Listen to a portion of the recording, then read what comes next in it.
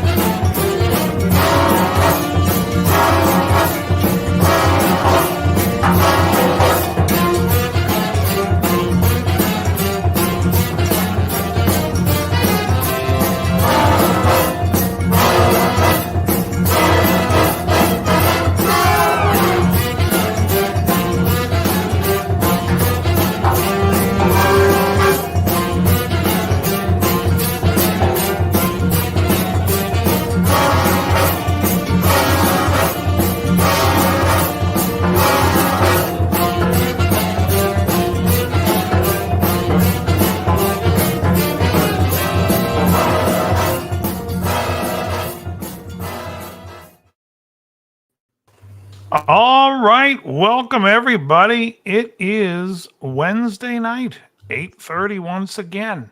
Yep. And we're back. Matt, welcome to the show. Thank you. Last show of 2023. Last show. Krellbaugh, welcome to the show. I've got a drum set in my living room. Exactly. Welcome all my friends to the show that never ends. The goalie master. Yeah. So Joe's not here. I don't know if he's coming on tonight. I know he wasn't feeling well the last couple of days and he's been run down, but we'll see if he makes it here. I had a movie I wanted to talk to him about. Have you guys seen a movie called Thanksgiving? Oh, with the turkey? Yeah. You kill a turkey? No, Yeah, but you once. about it last week. It's absurd. Yes, It is absolutely absurd to the point that it's genius. It is so bad, it's great. I mean, it's beyond ridiculous. It's worth the watch, I got to tell you. Gotta watch it once. If you watch it a second time, there's something wrong with you. Well, no, the funny thing is they know they were making a piece of shit. Yeah. And they're playing it up. It's great in that respect. It's the really same is thing with Human Centipede movies too. Well, that one they try to be like they try to take it serious. There's nothing being taken serious in this movie. it's from the rip. This thing is just absurd. But anyways, it was a fun watch. I watched that on Christmas Day. On Christmas Day. How was your Christmas, guys? Good. Nice. Good. Now we're coming close to the new year. Oh, yeah. 2024. Incredible. Time's flying. Absolutely. Time flies when you're having fun. Flying by. It's crazy. I highly recommend the new Godzilla movie. Oh, yeah. Oh, you both saw I that. recommend too. A couple weeks ago. Yeah, I don't know if I've been on since I saw it or that Actually, discussed it. Krellbaugh, when I was going on and how fast the time was going by, that was your cue to sing Sunrise, Sunset. Sunrise, sunset. Sunrise. To life. Awful. To To life. life. L'chaim. What else is going on? Anything happening? There was some things I wanted to discuss from YouTube that was I can't remember. And Krellbaugh, did you buy a guitar recently? I haven't. You seem like you haven't bought a guitar in a long time. Been 2 weeks. Yeah, it rhymes with fart. Let's see this thing. Let me blow up your screen so you can show everybody. Hold on. I finally broke down. I got the E-Art headless guitar. It's a price I couldn't refuse. And it's like Stainless steel frets. Friggin' it was set up perfectly out of the box. Only Mahogany one thing- body. Yep, mahogany body, and it's got like a burled veneer top, so you can actually feel the burls in it. It's got a burl lives. Silver and gold. Have a holly jolly guitar. Let me see the back of that thing. Oh, Do they make those with the trim? yeah, I think they do with the W1, but the trim has issues from what I hear. What's the writing on the back of the neck by the top there? It's the brand name. It's E-Art. Ah, shit. Oh, all right. All right, you got the Dario strings in there. See that? And like I was telling you guys earlier, the only thing is the 13th fret, for some reason at the low E string, it's a high fret. I mean, the rest of the fret is fine, but it just rocks at that. So you got to either pound it in or sand it or something. Oh, Shane is saying it's not mahogany, it's red pear wood. Oh, okay. Well, $280 can't go wrong. Did you get that online? From Yeah, like, Amazon. Amazon, really? Jeez. Yeah, they normally go for $311, and there was a coupon. So you got it for $310. Yeah. You're like Speaking of- $310. I'm buying it. Jesus. Speaking of Amazon, you heard the latest news. No. As of the 29th, all subscription thing, the Prime Video is going to have ads. Yeah, I saw If you that. don't want ads, it's going to be $2.99 a month. If you don't, on Yeah. top of your $140 membership. I'm happy to say I found out today, and I can't get the fucking membership. Got my money back. Hell, that's enough. Oh, you canceled. Yeah. Nice. Yeah, it's nonsense. Yeah, just squeezing every last drop. They get $140 out of you for this damn I thing. ordered It's something not on even as good as Amazon. it was 5 years ago. They refunded me yesterday. I ordered something on Amazon December 5th or 7th. And it said it'll be here by the 20th. It doesn't give me a date, but it says by the 20th. And I get it. They're using a third-party seller, but I don't care. I'm like, whatever. The Yeah. 20th, that's fine. They ship it off on like the 9th. I get a notice that it's shipped, and it doesn't. The shipping never changes. I check on it by the 20th. It's never changed. All it says was picked up. So I call them, and they're like, "Well, we'll call the third party, and they have 2 days to get back to you." I said, "Okay," and then they're like, "But appears that they're saying that it was." On their end, the shipper's end, and they screwed up, and they're sending it out. It'll be there by the 27th. My gripe On the with them is 26th, that hold on the 26th, I call them, and I say it still doesn't show that it's moved, and I don't believe it's going to show up. And so I'm going off on these people, and the woman says, well, I shouldn't say the woman. It was probably a trans guy,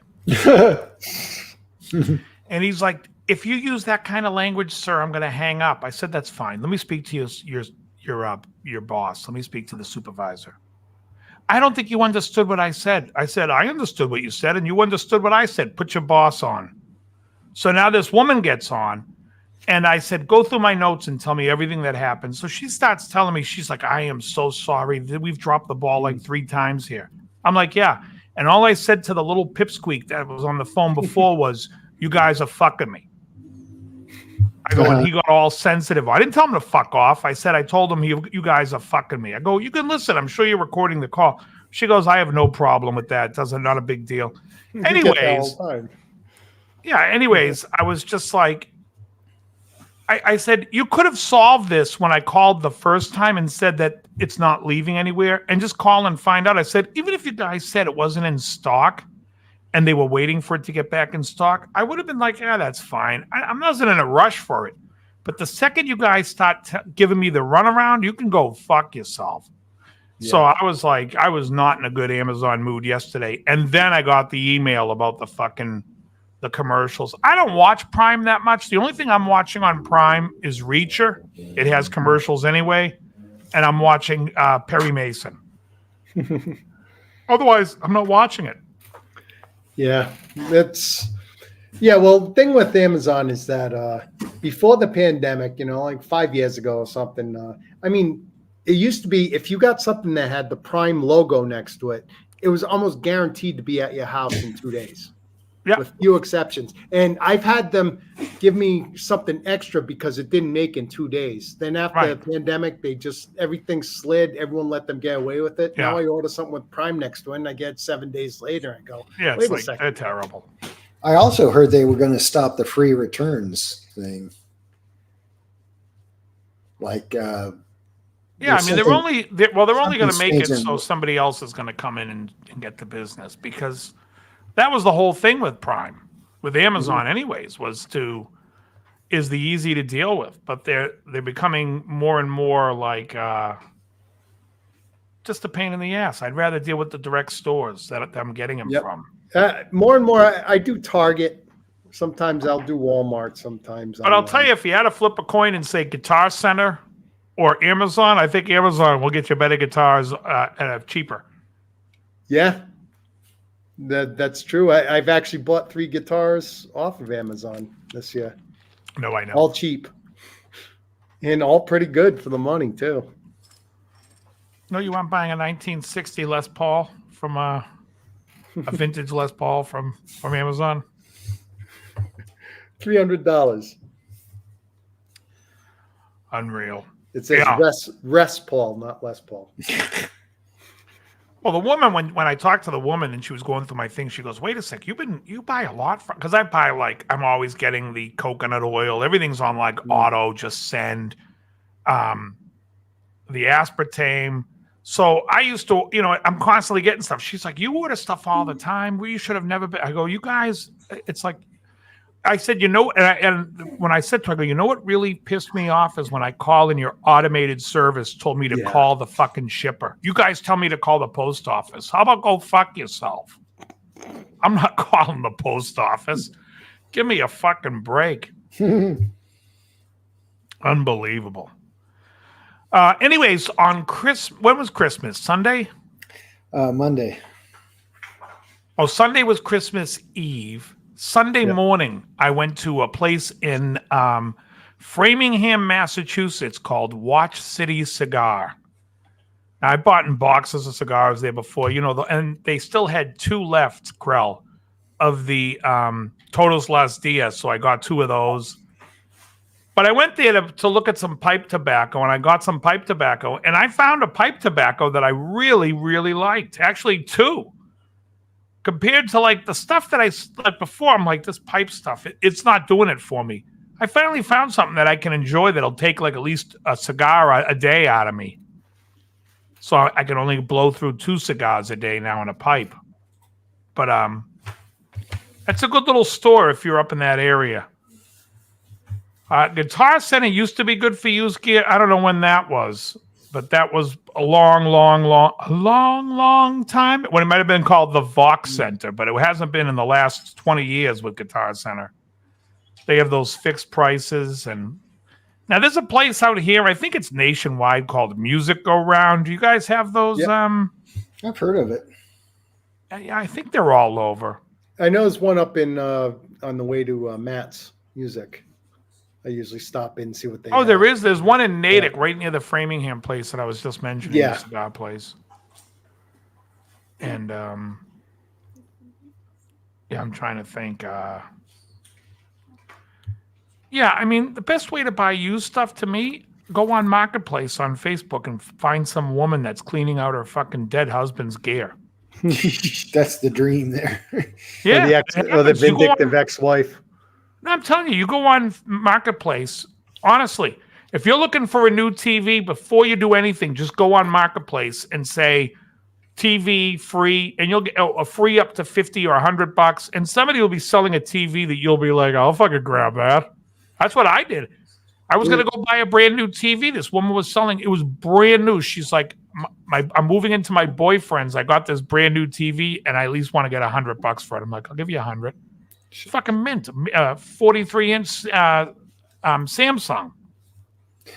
I had a guy bring me a Yamaha Dreadnought acoustic, and it was in like one of these special cases. It wasn't like the Right. Yamaha case. It was one of these nice. It was kind of like padded, but it was still like a hard shell case. Yeah. And opened it up, and this thing looked brand new. He just wanted a setup on it, so I did, and I was like, he told me, "Yeah, I got this at a garage sale." And I was like, "Really?" He said, "Yeah, $50." Wow. Was it an LL series or something? I don't remember, but it was. It sounds really like one of the nice.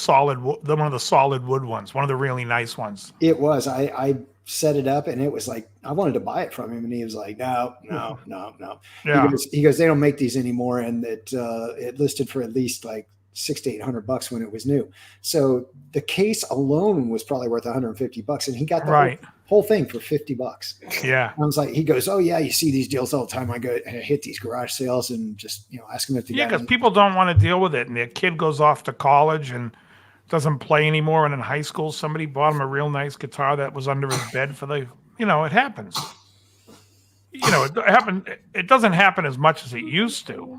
I got a Samick for $5. He was asking, is it a red label, Matt? A Japanese Yamaha? I would imagine if it had a nice case, it was a real Yamaha. Yeah, I don't know. I didn't. It's been. Like the one that Hugh has. What is that called? An LL? What? An LL something? Somebody, Hannibom, if you know Yamahas, what's that LL series? The Cool It's an J. all solid wood. Those are really nice. I always tell people if you're looking for under $1,000, one of those you can buy used.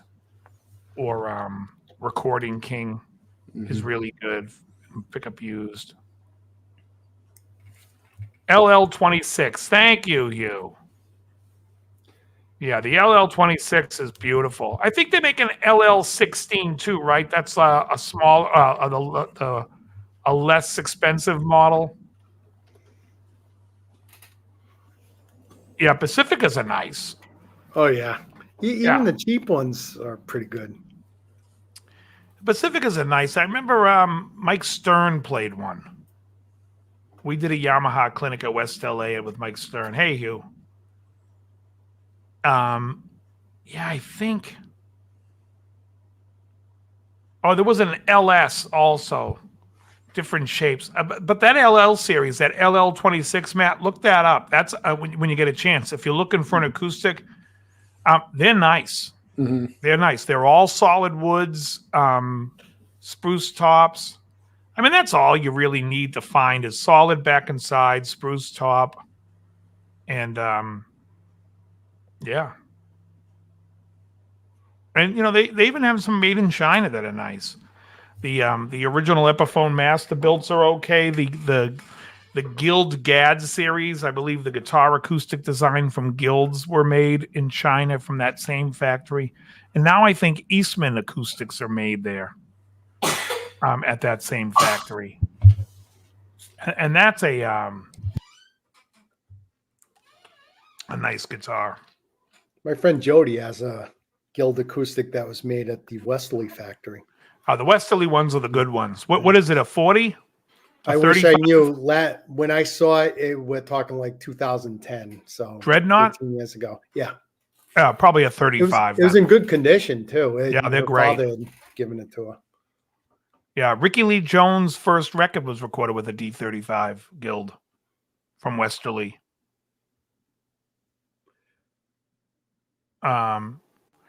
The Yamaha flamenco. Matt, weren't you into flamenco for a little while? I think I remember you having a flamenco guitar. Yeah, I got one from the guy that Valdez, who had that shop right across from Guitar Center on Sunset, Right next to Neely.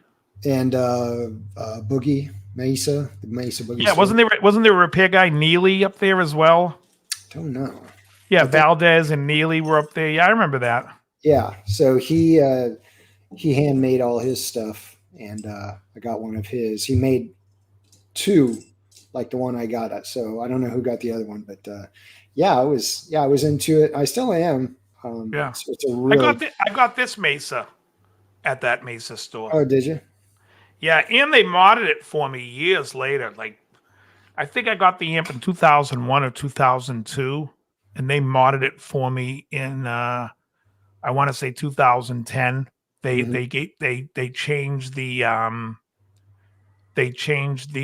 effects loop to a series instead of parallel. That store's And then gone. I ended up getting the paperwork for how to do it, and then I had this combo done the same thing because the parallel shit is nonsense. Mhm. You know.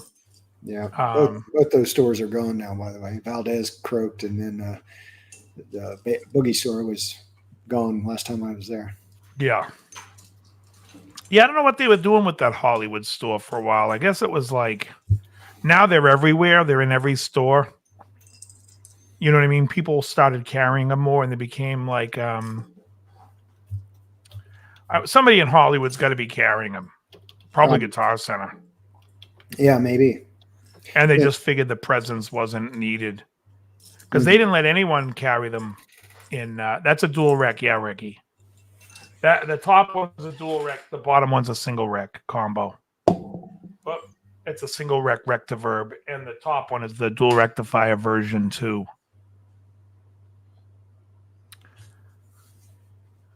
Yeah, I didn't care for Taylor's nylon string stuff so much. I can't remember the model. Was it called the NS? Right, the NS was the nylon series there for Taylor.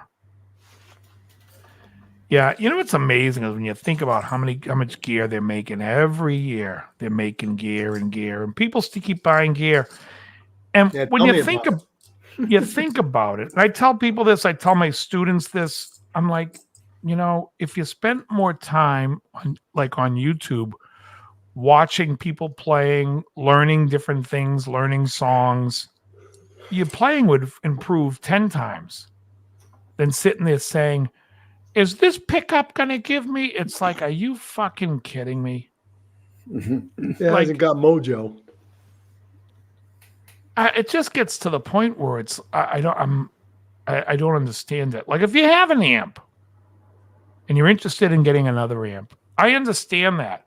But I'm talking about the guys that it's like as soon as they get that amp, then they're looking at something else. Mm-hmm. Or they're having podcasts on their channels telling you what guitar you need to play on what session. Should I say? I texted Dave the other day. I said I was watching that video for entertainment purposes because it's so silly. Oh yeah, they want so that silly. 60 cycle hum sound in the studio. Somebody's going to say to you, bring a guitar with a P90. Bring a guitar with a P90. I used to get calls all the time for sessions. I need you at this time. Can you do this? Can you do this? Never once did anyone say to me, here's the guitar I want you to bring in. Here's what pickup I want you to have. Right.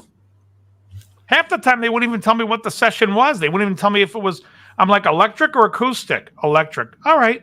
And then it's up to me. Nobody ever said, it's going to be this. It's so nonsense. Oh, yeah. Bring the noisy pickup. I remember one time I was in the studio and I had my single coils, but they were DiMarzios and they're hum canceling. And I was getting a hum. And I'm looking around and I'm like, is the amp in the hospital grounds? Because it should be grounded by itself. But what happened was that we found out that some of the lights in the studio would cause it. But if I turned this way, away from the mixing console, the sound went dead silent. And the guy was like, you don't mind playing facing that way, do you? I said, absolutely not. I'm not going to sit here with that noise. So the fact that someone said in an actual podcast, they're going to say we want that hum. I almost shat myself. Like, what are you talking about? It's frightening. I'll go to bed. Well, I'll tell you what's up with that, Johnny Kramer. There's a company called Sweetwater. And Sweetwater is kicking Guitar Center in the proverbial nuts. And what they do is they call you. They want to make sure that they're doing what's the, back in the old days. And I believe in this, actually. I believe in this type of salesmanship. Back in the old days, if you wanted to buy a car, you got to know a car salesman. He was your guy. Any questions you had, any maintenance, you called your guy. That guy would take care of you. Sweetwater is basically saying they want to have their customer reps be your guy. So the guy will call you up and be like, hey, Johnny Kramer, how's it going? What kind of music does your band play? Ah, that sounds awesome. I'm going to have to come down there. Oh, you're not really playing in bands because you're sitting there watching murder files on fucking YouTube 24/7? Well, how about I come over and hang out on your sofa with you and we'll watch fucking murder? Smoke cigars. Basically what they're doing is they're just chumming you along. But and I feel it's fine, because if you said to the guy, hey, you know what? I wasn't really looking for a guitar and amp this week, but I was looking for the Jenna Jameson Fleshlight. And the guy will be like, listen, don't worry about it. Covered. Just give me a credit card. I'm shipping it right to your house right now. Now, you want the ass, the mouth, or the pussy? All right, we're going to set you up. Jenna Jameson Fleshlight is on your way. Thanks for doing business with us, Johnny. And they make money. And Guitar Center's been sitting on their hands for the longest time. And they're saying, hey, Sweetwater might be onto something. They're actually calling people and caring about customer service. So now the disingenuous people at GC are like, hey, we ought to get involved in this game. Well, you should have, but you're already now. I mean, God, people avoid Guitar Center. If Sweetwater even had more brick and mortars, they'd even be doing better. I mean, it is expensive to print, and Sweetwater takes care of their guys. They have, it's like Google over there. They treat everyone really nice over at Sweetwater. They want them to be happy, and they sell a lot of fucking gear, and good on them. I mean, it's gotten to the point now, though, where gear has become the star. You know what I mean? Like, people are like, oh, I got a brand new Les Paul. It's a fucking 59 reissue. It becomes the star. Really? Because go back when we were listening to music in the 70s, and you said to me, what guitar did Joe Walsh play? How the fuck do I know or care? I just listen. I love his music. What do I care what he's playing? What did Jimmy Page pickups? Yeah, but you know what I'm saying? Now he knows. He's slinging the scrod over there. It's like he's selling fish. He's over there like, these are the greatest guitars, PRS. Yeah, but if you want to sound like anything Joe Walsh ever played on, you'd be Joe Walsh. It doesn't matter. I've seen him in that video playing Hotel California. He's on a telly.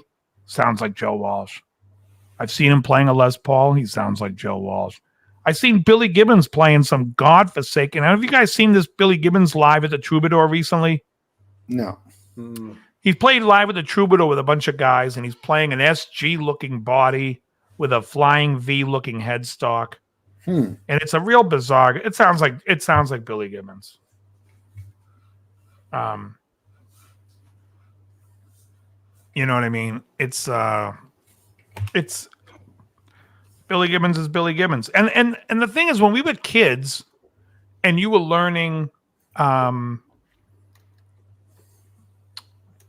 Randy Rhoads stuff, let's just pull it back. We're going to pull into 1981, gentlemen. In 1981, we were sitting looking in the magazines, looking at his guitars, looking at the pictures of him. But more of it was because it was a rock star and we were trying to learn all his licks.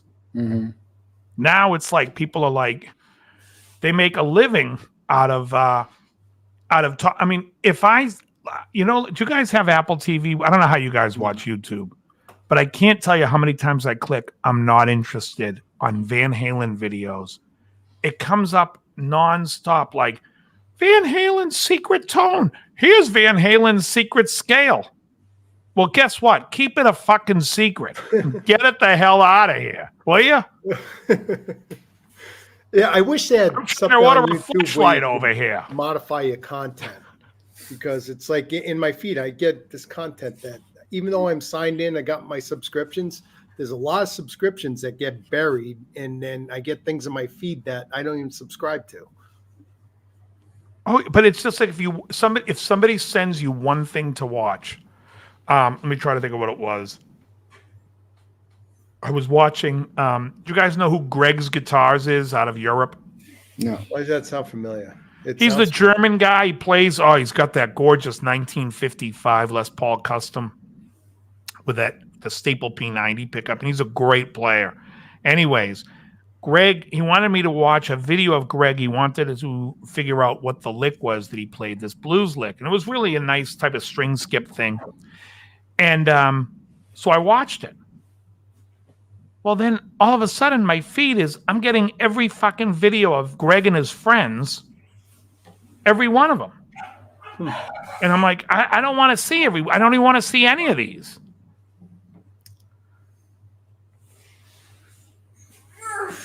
Yeah, totally nice guy. I mean, it's just enough with the Van Halen. Like, everybody understands how Van Halen gets his tone. It's in his fucking fingers. Yes, you can go buy the Marshall and have the Friedman mod. You can go do all these other things. Or you can figure out how to come up with your own tone, figure out how to write a song and play and practice the instrument. Could you imagine in the classical world if like two cellists next to each other going, how does Yo-Yo Ma get that tone? What do you think he's using? What do you think Yo-Yo Ma is using for a cello? I got to get that cello. But, he uses heavier strands of horsehair on his bow. I was going to mention horsehair. It's the heavier ones that give you the tone.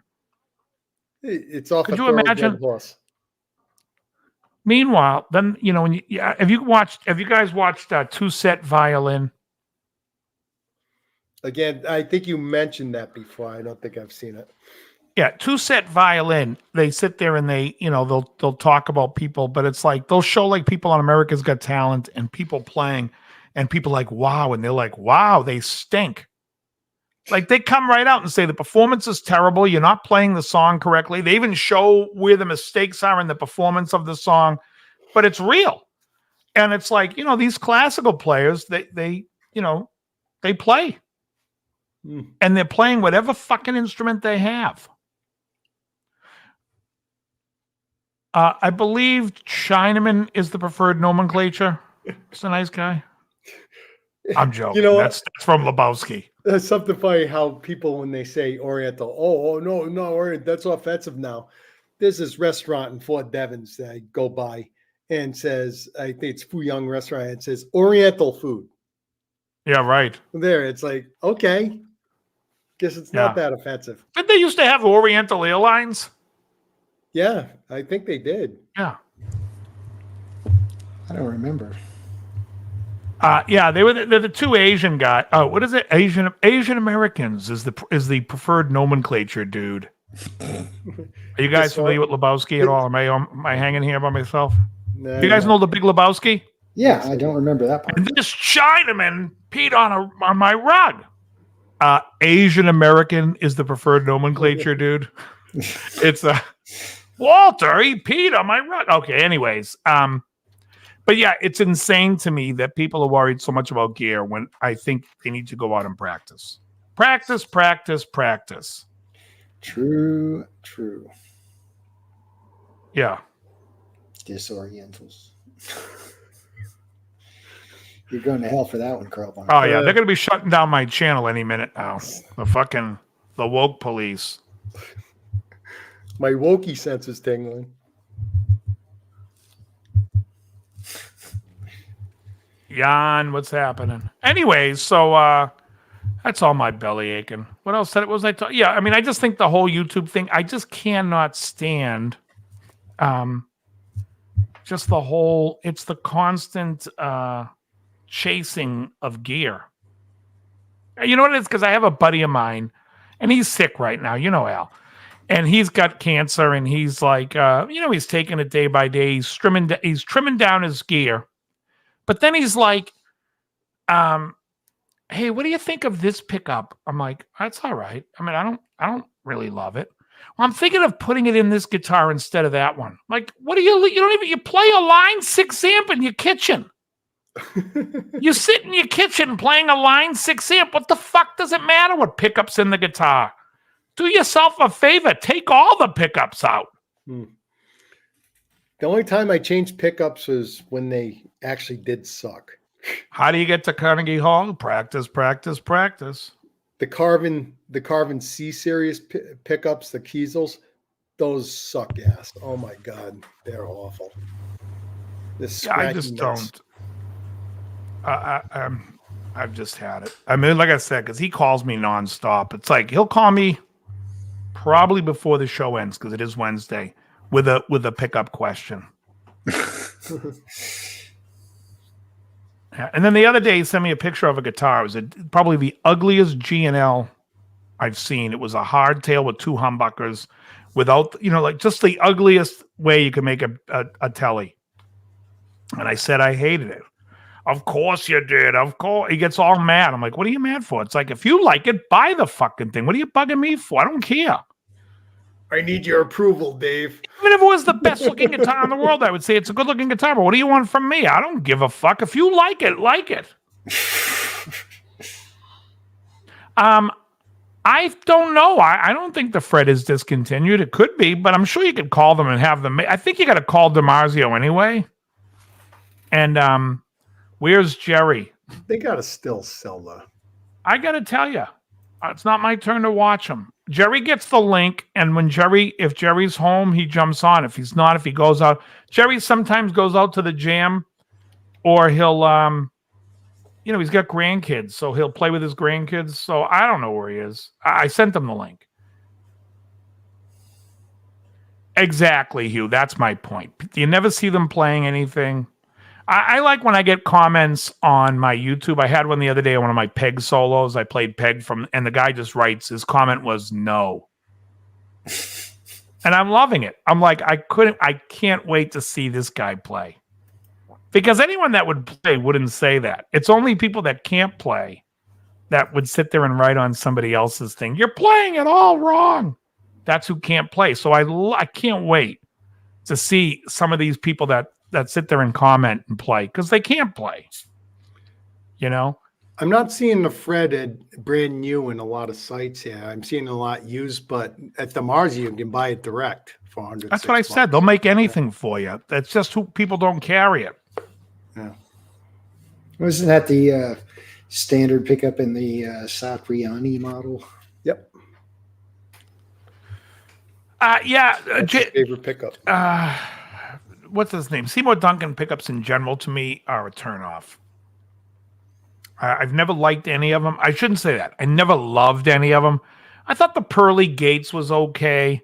It's a little dark for what it is. I think if you wanted to get something like the Pearly Gates, but you wanted it nicer, just get a Burstbucker 2 or Burstbucker 3. It's a better sounding pickup Gibson makes.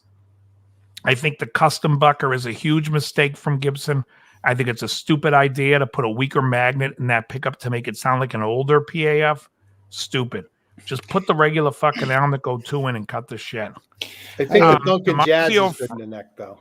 Duncan Jazz isn't bad for neck pickup. It's just not bright enough for me.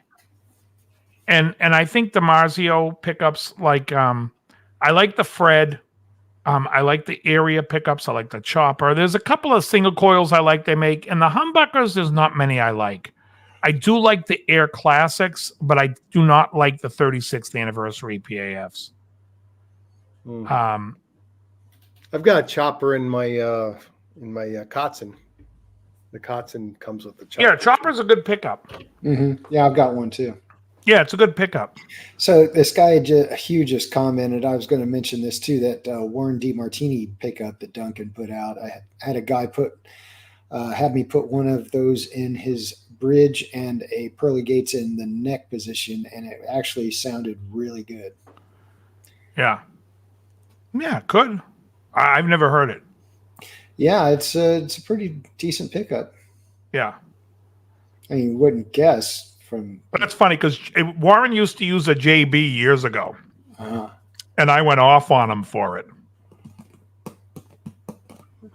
And JB stands for just bad. I said to him, that pickup's terrible. I said to him, what pickup are you using these days? And I think was he playing at that time? I think he was playing performance guitars. Mm-hmm. And I said, what the hell? And he said he had the JB in it. I said, what are you playing? That pickup's terrible. And he's like, you think? And I'm like, it's fucking dark. I hate the JB. And I just went off on it. And I was like, I think I told him, I said, if you should look into the Fred or look into the Burstbucker 2 would be probably the closest thing to a PAF. And I'll tell you, there was some great pickups. They don't make them anymore. Oh, maybe they still make them. Schaller used to make the Golden Age 50s or the Golden Era 50s. That was a great fucking pickup. That came in the original Kramer Berettas in the 80s. Yeah, I'm not looking for anything Johnny in guitar and amps because it's not anything I'm interested in. I'm interested in playing, and Screaming Demon was too dark too. It was you know what it was? The Screaming Demon, the EQ on it, it's just not right. Like, so years ago, and I mean going back into like 92, 93, we did a huge pickup shootout with like my buddy had 3 original PAFs from a Gibson Les Paul. We had a couple of Duncans. Maybe it was the Invader out then. It might have been an Invader. And we had the Fred and a couple of different DiMarzios. And in my opinion, I thought the Fred was the brightest and the best. My buddy who kind of liked the darker Gibson sound liked the the PAF a little bit better, but he said it wasn't a blowaway. He was like, they're neck and neck. He goes, this one's just a little bit geared bright for me. And I'm like, well, I like bright. And I don't know if you guys know who, what the hell's the amp guy who played with Dawkins? You guys might know in the chat. Greg Leon. So Greg used to come down to West LA. I've talked to Greg many times. Super nice guy. It's not ceramic. No, it's an Alnico 5. I'll go into that in a minute, why the pickup is good. Anyways, Greg Leon came in, and Greg used to play, I think, in Dawkins, and he was in Rat. He was like one of these 80s guys in the LA scene that was around everywhere. And he talks about the first time he saw Van Halen play live in 78, I think it was, or 77. And he said he was completely blown away by Eddie. And he says, you know what the surprising thing was how bright his fucking guitar was. He's like, that fucking tone was bright. And it's funny because I always tell people, I'm like, you go see these bands live, you stand close to the amp where you hear the amp. The amp's a lot brighter than you think it is. It's easier to darken a sound than make it brighter. You know? Anyone can put a mic to it and tune it the way you want to hear it throughout a stadium. But when you're playing, especially on stage, and you want to hear, got to get that bottom out of that fucking sound. So the Fred is it's an Alnico 5 magnet. And so basically it's like toying around with the idea of, if you know anything about why the Burstbuckers came about, or how the PAF is what it is, was the PAF was miswound. So you have one coil that's wired, let's just say it has 5,000 turns. And the other coil, let's say it has 4,800 turns. So they're not evenly matched. And what happens is when you have it not evenly matched, you're going to have a cancellation of 60 cycle hum, but there's also going to be some other frequencies that get through that would have otherwise been canceled. And so on that principle, there's other ways that you can get around doing that. Now, I'm not giving away any trade secrets, because anyone here that owns a Fred can look at the patent number, and you can go look up the patent online. So if anyone's going to get mad at me because I'm giving away trade secrets, I'm not. It's on the patent. But the Fred basically uses, instead of saying we're going to underwind this one and overwind this, they use 2 different gauge wires. So they use a 42 gauge, which is a thicker wire, or the standard Gibson and Duncan wire on the master coil, and on the slave coil they're using a 43 gauge wire. And what it does is, again, it makes it so they're not balanced, and so more harmonics and more frequencies can get through.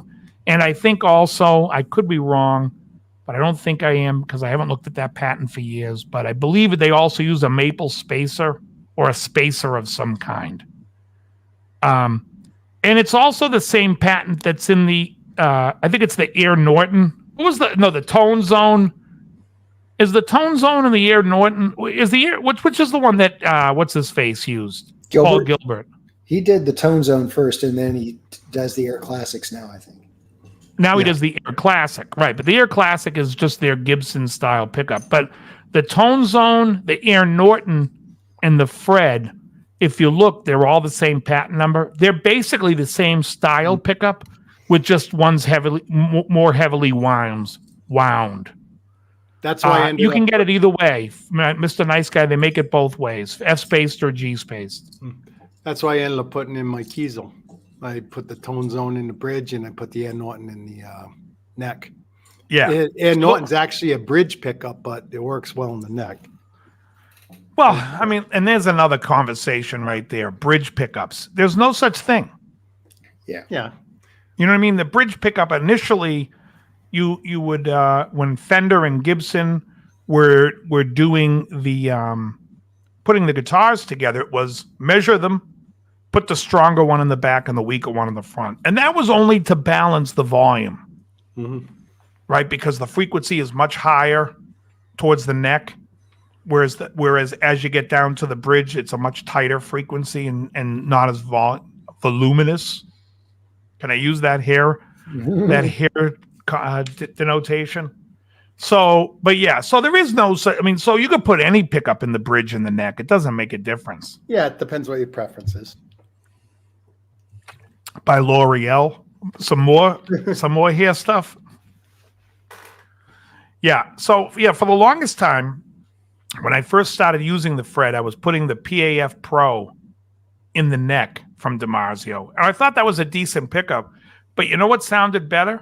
The Fred in the neck. So I put the Fred in both on double hums. But anyways, it's a good pickup. If you don't like bright, you're not going to like it. It's not screamingly bright. But I would call it a brighter version of the Burstbucker. And a better version, in my opinion.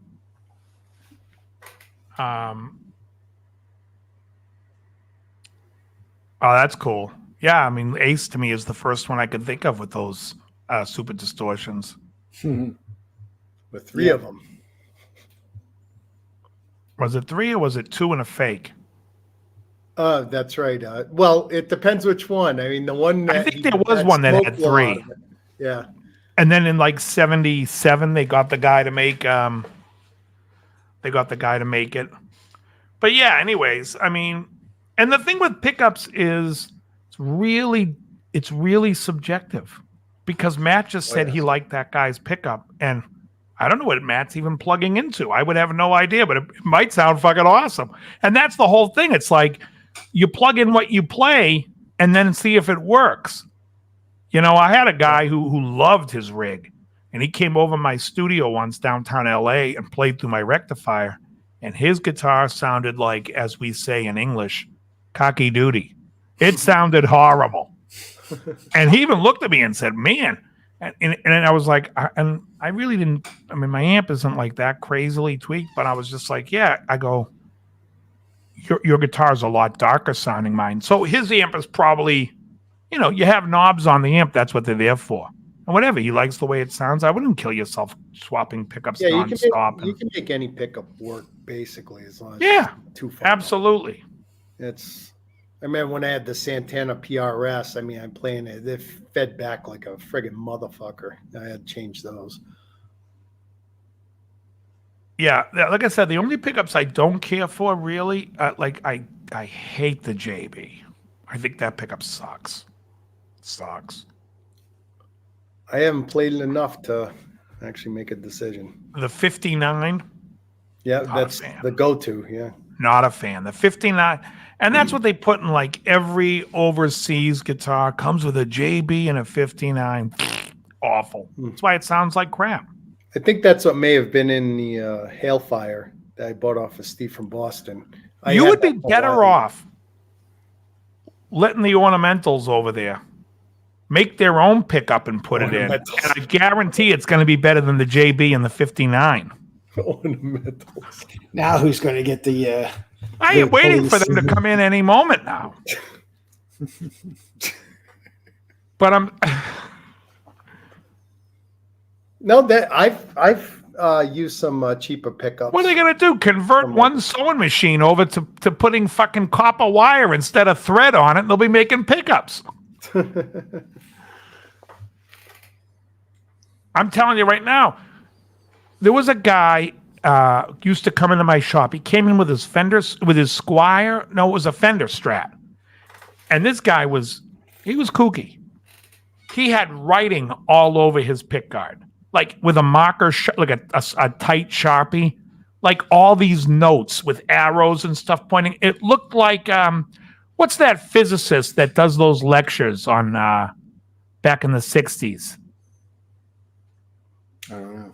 Anybody, can somebody tell me in the chat? Please tell me I have somebody of moderate intellect in the chat. And tell me, what's the name of the guy who does the lectures on physics from the 60s? He's like, but his fucking the whiteboard behind him. Thank you. Feynman. Thank you very much. Maurice Casey's on it. Yeah. Awesome.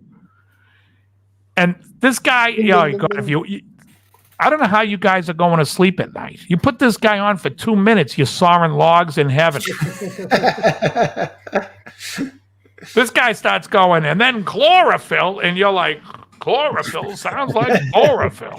Oh, seriously, he starts talking about principles of like just ridiculous physics, and you're just like, what the hell am I listening to? But anyways, his board looked like this guy's guitar pickguard, like arrows, triangles. And he comes running in. He's like, Dave, you got to try this guitar. You got to try it. I'm like, what the hell? It's a science project. What the hell's going on? Anyways, I plug it in. He goes, I just want you to tell me which pickup you think is a good pickup in this guitar. I'm going to get rid of the other two.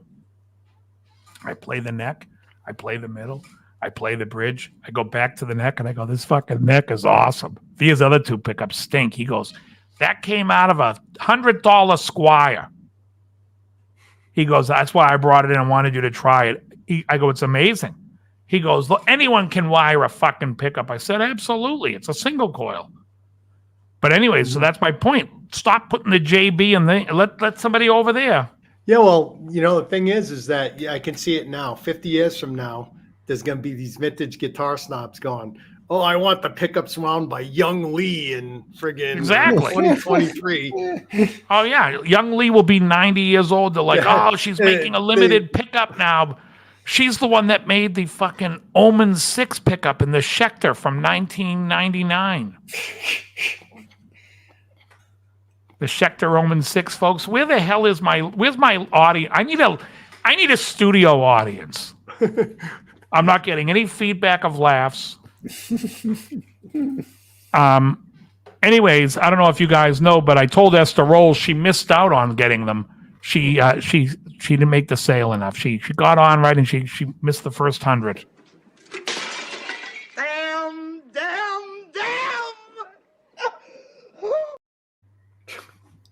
It's okay, Esther. She'll make more.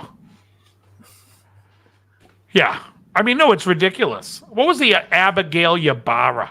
Yeah, Abigail Ybarra pickups. She's been whining pickups, and we've had a people chain to the seat for 50 years. right. When they do a story on Abigail Ybarra's life, right? The narrator who will be her voice narrating will be Morgan Freeman. Like she's in fucking prison. What's up with this woman? I've never heard of this. Abigail Ybarra? Yeah, what the hell? Abigail Ybarra worked for Fender back in like the 60s or whatever. Probably since she was 16 or younger.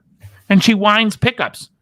And as a great marketing thing a couple of years ago, they were like, she's going to make a special custom shop pickup. And the price on them was like astronomical, and fucking fools were buying it. And she still doesn't get health benefits. They were going out buying it. Meanwhile, she's fucking seeing it listed in a guitar magazine while she's waiting for the bus. Why would Hold on a second, guys. She's reading about these pickups in a magazine while she's waiting for the bus. Thank you. So, what makes her know so much about pickups? Doesn't someone just tell her? She sat in front of a sewing machine for fucking 50 years making them. But what does she know about Nothing. the Probably. sound of it? Just Doesn't matter. It has nothing to do with the whining. sound. That's what I try to tell people. These things, it's not. I mean, you're taking coil and you're wrapping it around a fucking pickup. That's what I'm Around a asking. bobbin. Though. What made hers different than anyone else that was sitting at the machine? Nothing. It's just a bunch It's of got her cork name sniffery. on it. Yeah, it's a bunch of cork sniffery. It's like, oh, she wound them in the 60s, so it's got the mojo vibe. She's been winding pickups there for all the celebrities. What, she you pushed got the it. button. Yeah. Yeah. I remember when Jim Tyler made me some humbuckers. They were awesome. I went to Jim and I said, Jim, I want you to make me, I want you to use 2 different gauge wire. And he did, because I wanted to see if I could mimic the Fred. And he did. And I called him and I said, dude, these are awesome. He goes, I didn't make them. Give me a Japanese girl's name. Ying Lu. That's Chinese. Okay. How Fu racist are you? You can't even give me. What was the Fu girl's? and Fu What's the Mi? girl's name in Karate Kid 2? Miko? I don't know. Ah, Miko. He said Miko made them. She's 16 years old. Miko Horn. True story. He said a 16-year-old Japanese girl works there making the pickups, and I'm sitting there going off how great they are. Anyone can wind the fucking things. You guys see the movie Ratatouille? I'm going to make the sequel where Ratatouille works in a pickup factory. Anyone can wind a fucking pickup. Abigail Ybarra, they're putting this poor woman. She's waiting at the bus with about 3 shopping bags, like those, because she has to carry, you know what I mean? She's opening up her fucking leopard print fucking purse, pulling out some juicy fruit gum, having a coffee nip to keep warm at the bus stop. And they're fucking hawking her name out and adding $500 to the pickups. Pure profit. And anything. Yeah. And it doesn't They make give her a percentage. They give her 50 cents. it, They stamped her bus ticket. validated her parking. And then when they ran that woman dry and that well was dry, didn't they go after her, the person below her? Who would that be?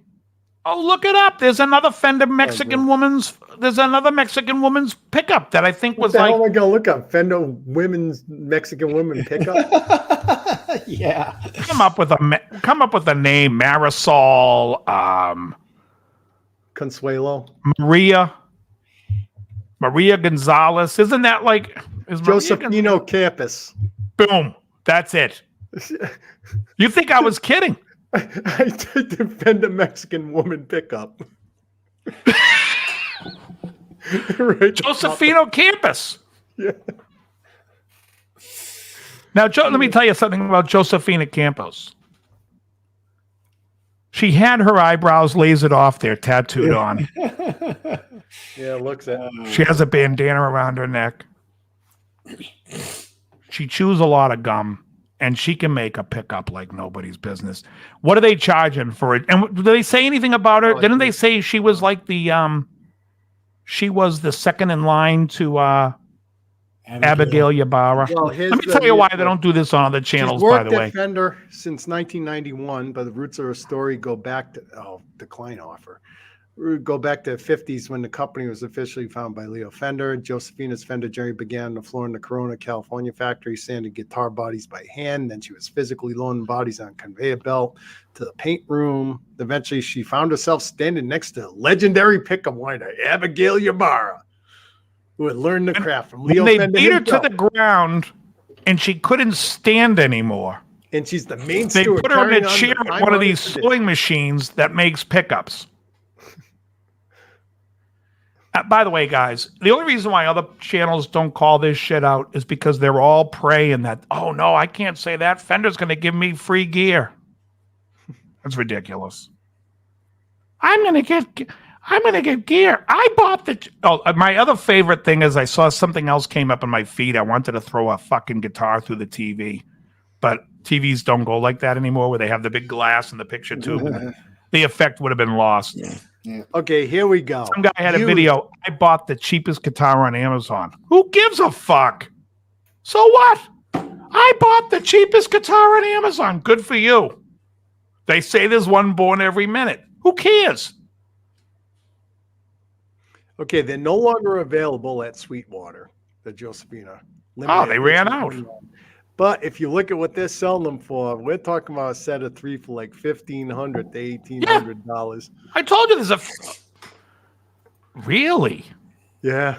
So they're blasting $1,500 plus Well, on this. on Those the pickups used over market. $300. Yeah, Say on $100 the bucks used a market. pickup, and that's expensive. $300 for a set is expensive. Now they're adding $1,500 or $1,400 to that. Well, Let me tell you where her story begins. Her story begins when she was sanding bodies till midnight, and then they made her push a broom on the midnight shift. And so after about 41 years of this, she could barely walk anymore. She had to get back surgery, and so they permanently affixed her to a chair where she was making pickups at slave labor that they're now selling for $1,800 a set. Well, actually, she sat there and kind of grew into the chair. They didn't- Somebody is buying these pickups. They ought to be beaten. Sweetwater was charging $499.99 new when they were. When they All right, had so it. that's more Like, normal. They're only blowing up the price 200. They've only doubled it. Yeah. That pickup set should be $250. I can get a DiMarzio set under $240. Area pickups, 54 in the bridge, 58 in the neck, and 58 in the middle. And I'll tell you right now, on anybody's guitar, I will bet them that pickup from DiMarzio sounds better than any Fender pickup. I don't care. No way they're going to tell me different. And they're noiseless and sound like single coils. I've got. And I don't know who Steve Blucher has winding them, but Steve Blucher's not going to sit there and go. And Abigail Ybarra's niece, who's been working here since she was sweeping dust on the floor.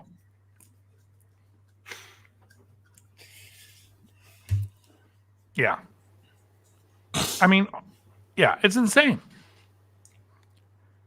But it's like, everyone here knows, I don't know, or maybe you don't know, I'm smoking a pipe these days just to supplement so I'm not smoking 3 or 4 cigars a day. And I watched some guy talking about pipes, and he was like, it came up in my feed, and he's talking about artisan pipes versus factory pipes. And I'm like, a pipe is a piece of briar sanded to a whatever. They take a fucking 3 millimeter fucking hole in it, then they put a fucking stem in it. This guy's trying to say that the artisan pipes are so much nicer, and what the fuck? It's a fucking pipe. Like, it's the same nonsense. It's like a master build Strat. Is a master build Strat better than the regular Fender custom shop? I don't think so. I'd rather have the guy that's winding pickups all day wind the pickups in a team build. Than have one guy have to sit there and like, I just did the frets and then oil the neck.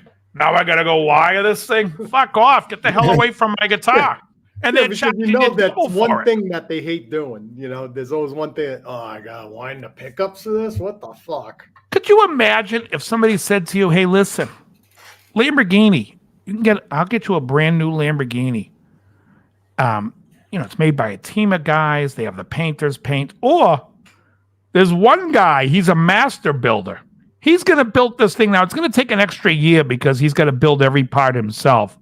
But this guy's going to build the whole thing. It's going to be a one-off build. You're going to be like, are you? And then, oh, by the way, I'm going to charge you 4 times the amount. Are you out of your fucking mind? The hell do I want this guy doing anything for?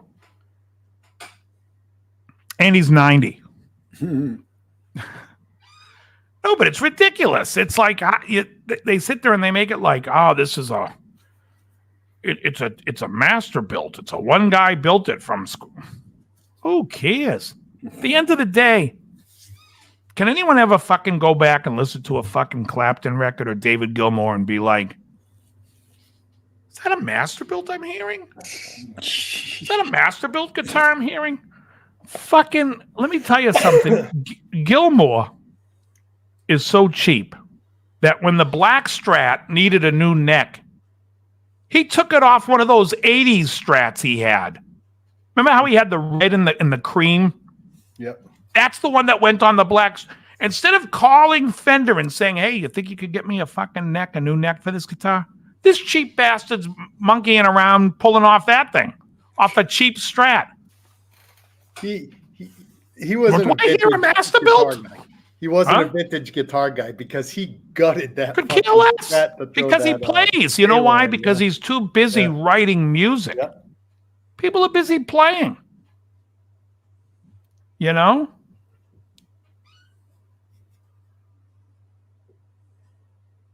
I mean, and I hate to bring up Van Halen again because Van Halen is the topic of every fucking guitar channel on this fucking platform. But Van Halen made the fucking the Frankenstrat, right? Fantastic. After that, every guitar he designed to me looks like absolute ass. The necks feel like shit. They're narrow nuts. Everything about them I hate. The look especially. I think they're the ugliest fucking guitars. And people that sit there and say, no, those are good looking. Yeah, no, you're wrong. You're wrong. We're not even having this conversation. That guitar is ugly. You put that next to a Strat and Telly, and you're going to tell me you're going to play the fucking PV, what is it, the Axis? Fuck off. Your Music Man. No way. Music Man Axis, yeah. Whatever. Whoever, they're all the same. I'm sorry. I just don't see it. I think that's the ugliest guitar. And then he couldn't just make it with one company. He's 3 companies deep into that same shitty design. But the the fans won't ever, the boy, what do they call them? The fanboys will never be like, yeah, it's not a good, it's so cool. I got this one, I got that one. God damn you. That's good. I never liked even the Beretta body either. The one he was using with the 5150 on it. Mm-hmm. I didn't really like that shape. Yeah, it was kind of. That was actually a Pacer, I believe. Even though they sold it as a Beretta, even the pictures of him holding a Beretta, I think it's actually a Pacer body. Really? I believe so. That's the one with the banana headstock. Yeah. Because he never really had a Beretta. It just looked like a Beretta. And his guitar was different. There was a guy who was a Van Halen tech who came into Carruthers' shop at one point. And the banana on it was way longer than the Kramer banana. Yeah. It was more like an exact Gibson type of banana. Okay. But I like I said, I don't get the whole Van Halen made it. It's so good looking. No, it isn't. It's not. It's not. Well, I'm trying to think if there was any other guitar player besides Eddie and Randy that came up with their own shape. That's true. Oh, actually, Zakk Wylde did. He combined the SG and the Flying V. Yeah. Yeah, I don't know if that's its own shape, though. You're right, though. But yeah, it's ugly. Now, I thought it was kind of clever the myself. Mockingbird, did Rick Derringer work with BC Rich on that, or did he just buy it from them? Lots of guys back then played Mockingbirds. Yeah. I don't know. Yeah. I always thought that was Neil Moser that did the Mockingbirds, or it was Moser later. Was that Bernie Rico? Any BC Rich fans here? Well, Mockingbird was in the 70s. Back when, so that's why. Yeah, but is the Albert Lee Music Man its own shape? It's ugly as fuck. Yeah, it's like a Strat with pointies. Well, you know what I mean, because like the what's the guy from the Steve Morse? It's like a standard model, but it's his model. But I mean, it's still not his own shape. It's just a bastardized Strat. Right. It actually has a clunky PV looking thing. The T4. Well, what the hell was that thing? But only a smaller body. It kind of shaped like that a little. Oh, I don't know who made Jerry Garcia's guitar. Wasn't that some guy in Arizona that also did Zappas? That was a. Every time someone says this, I know the fucking name and I can't remember it. Yeah, but I don't think that was designed specifically for him, was it? Oh yeah, it was. It was? Yeah, but I don't even know if you're going to know if anyone could come up with that shape in the top of their head. They all have the name. Doug Irwin. And the guitars built for Garcia include the Eagle, Wolf Tiger, and Wolf Jr. Doug Irwin. What about Irwin Allen? Irwin Allen filmed underwater. Do you know who Irwin Allen is? Yes, I do. Voyage to the Bottom of the Sea. How about, okay, give me another show. Geez, Flipper. How about Nothing to Do with the Sea? Land of the Lost. Well, you got one word right. But Lost. Continent. In space. Yes. Oh, okay. Danger, danger. Now there's a fruit. The old Mockingbird color was awesome.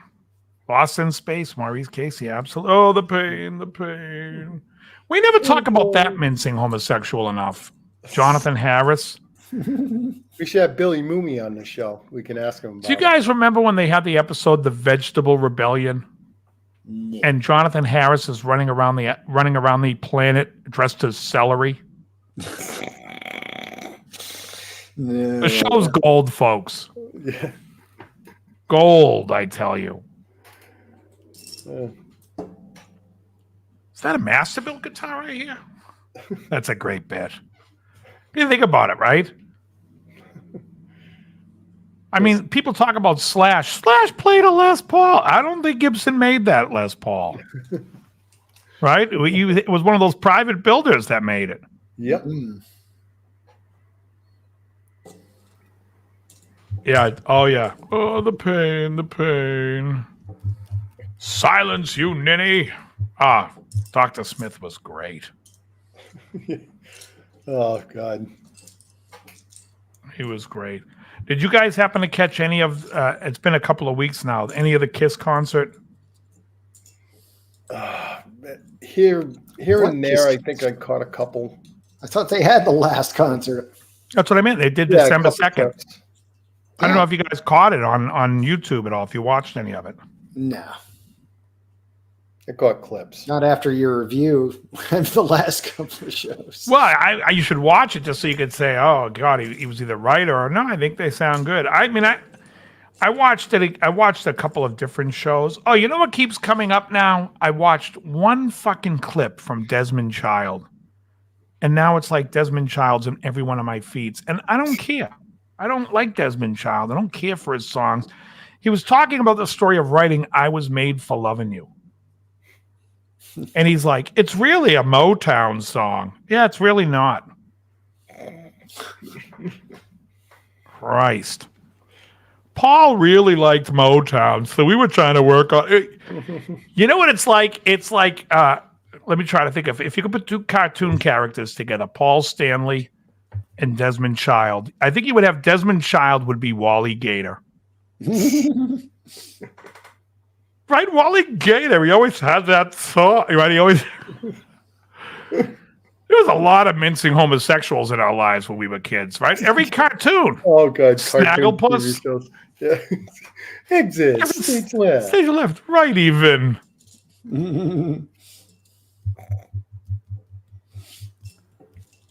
Johnny Depp commercial for cologne. I have no idea what it is. I never seen it.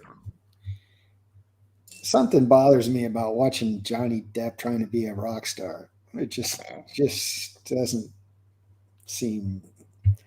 I mean, it just doesn't seem right.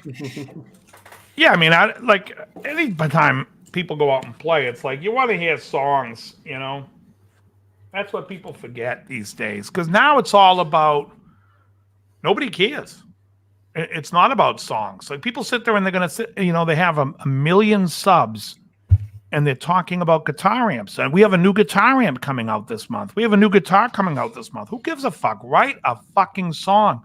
I'm sick of listening to fucking Egypt. The Chains Are On. Actually, it's funny you asked that, Hugh, because the guy who did the voice of Snagglepuss was a guy named Dawes Butler, and he was impersonating Bert Lahr when he was doing Snagglepuss. He was doing the Cowardly Lion. Exit stage left, right even. And Which way did he go? Which way did he go? even Yeah. Boo Boo seemed a little light in his office. I don't know if Bert Lahr was gay. I don't know. Okay, Google. Who you looking at, Bert Lahr? Yeah, Cowardly Lion affair. right. LAHR. Well, he is friends with Dorothy. Oh, You guys don't. no, you guys know that John saying. Lahr is the London-based drama. No, that's a drama critic. That's what the fuck. There was it's his conversation. Bert Lahr was anything but gay. See, he beat his wife. He actually fucking says that. Let me tell you. So I went and had cigars last week. I think I told you. And I saw Chuck.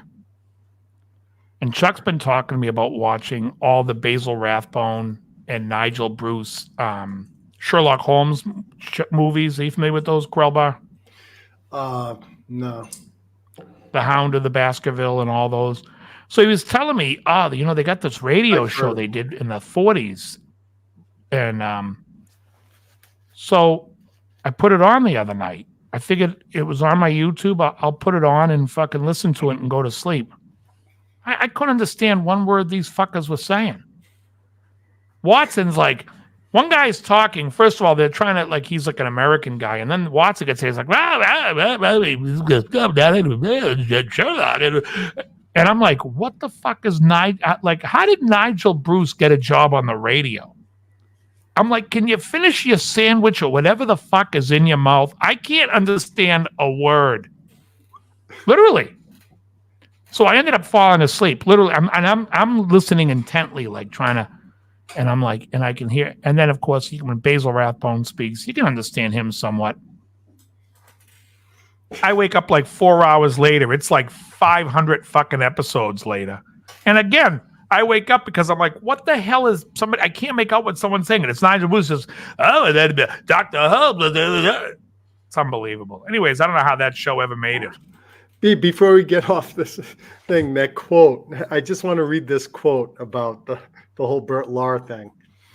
One time, Mr. Barbera from Hanna-Barbera playfully threatened one of our writers, Steve Marmel, after he insinuated that Snagglepuss was gay. Barbera said, he was mauled after Bert Lahr. He was anything but gay. He beat his wife. After that, Butch Hartman started egging Mr. Barbera on, saying, are you going to take that from Steve? He's calling one of your characters gay. Mr. Barbera calmly said, don't be surprised if you wake up one morning and makes a slim throat gesture. Remember, a Sicilian never forgets. I tell you, Dawes Butler. He, by the way, not only did Dawes Butler do the voice of Snagglepuss, he was also Wally Gator. Yep. Wally Gator is way gayer than Snagglepuss. Is anyone in the chat familiar with Wally Gator? And Dum Dum. My favorite, though, that Dawes does is Hokey Hokey Wolf. Gee, Hokey, come along, Ding-a-ling. We're going to... Hokey Wolf and Ding-a-ling. That's the greatest cartoon duo ever. Matt, do you remember Hokey Wolf and Ding-a-ling? I know I probably saw it. I'm not. It's not coming to. Did he do Jinx the Cat, too? He did Jinxie. Yeah. Hate You Mises to Pieces. Yeah. That was him, yeah. You struck me. What about Milton the Monster? What's that from? You don't remember Milton the Monster? No. Yeah, it's like the theme song was like the recipe for making him, 3 drops of sinister sauce. Oh my Never god. heard of it. I'm Milton, your brand new son. Look up Milton the Monster. He's like a- Mr. Nice Guy's quoting Glum. We're doomed. We'll never 1965. make Yeah, it. we should have seen this because it must have been They never aired on TV here, though. yeah, that's And not in probably what reruns, happened. for sure, because I didn't grow up with it. And I grew up with a lot. I grew up Kung with Kung Milton. Fooey. I grew up with Milton the Monster. I remember it. No, I know. I'm saying they Boston, probably played yeah. the reruns in your local Oh, yeah. where you were, but in Massachusetts, like Yeah, I remember because you know what wasn't on a lot, but it was on very infrequently, was Stop the Pigeon. Stop that pigeon! Stop that pigeon! Right. And Rhode Island and New York, it was big on TV, but it wasn't when I grew up. I remember it barely, but it was never on. Yeah, channel 56. Yeah. Well, never. Yeah, I'm telling you. Yeah, Gulliver's Travels on the Banana Splits. Yeah. Yeah. Uh-oh, Chungo. Uh-oh, Chongo. No, but I'll tell you, Wally Gate is the shit. So gay. So gay. Well, they spell Gator Gaytor. They should have. Yeah, for sure. What else? Anything? No new equipment or anything, Matt? You're thinking about getting that acoustic? Looking at a new acoustic? No. I'm good on acoustics, man. I've got all that I need. I taught a song last week. I taught "We Will Never Pass This Way Again" from Seals and Crofts. You guys remember that tune? Yeah, we will never pass this way again. Great song. I love those guys, Seals and Crofts. They also have some really cool chords. So then, again, because I did that lesson, now in my feed, every fucking thing is a rare performance of Seals and Crofts. And apparently, Seals and Crofts, Jim Seals' cousin and Dash Croft's daughter go out as Seals and Crofts too. And they do Seals and Crofts material. Well, that's a nice little built-in income there. They could just go and play. A little nepotiz. Yeah. I did Closer, I think, before. I think I did get Closer. Darling, if you want me to be. And so the other day, I'm in bed, and I'm watching them play on, I think it was The Tonight Show, and they played Hummingbird. Hummingbird, don't fly away, when, and I'm like, there was some great chords, enough that I had to jump out of bed to figure out a couple of the chords he was playing. I'm like, what the hell is that chord? I enjoy them. A Vola guitar? I've never heard of it. Crazy Joe DeVola? He'll kick you in the head. You afraid of clowns? Uh-huh. Yeah, I've seen Fucking the love Vola. Crazy. I've seen the Vola guitars. They look pretty good. I haven't played Yeah. one. They've got a weird Yeah. back shape to it, but Yeah, I don't know. Yeah, I mean, no idea. There was a review that Glenn did of that Flying V from the Ola what's his name? Ola solar guitars from Ola Eklund. Solar Guitars. And he went off the first time about the guitar not having a battery in it. And I'm like, this is a review of a guitar.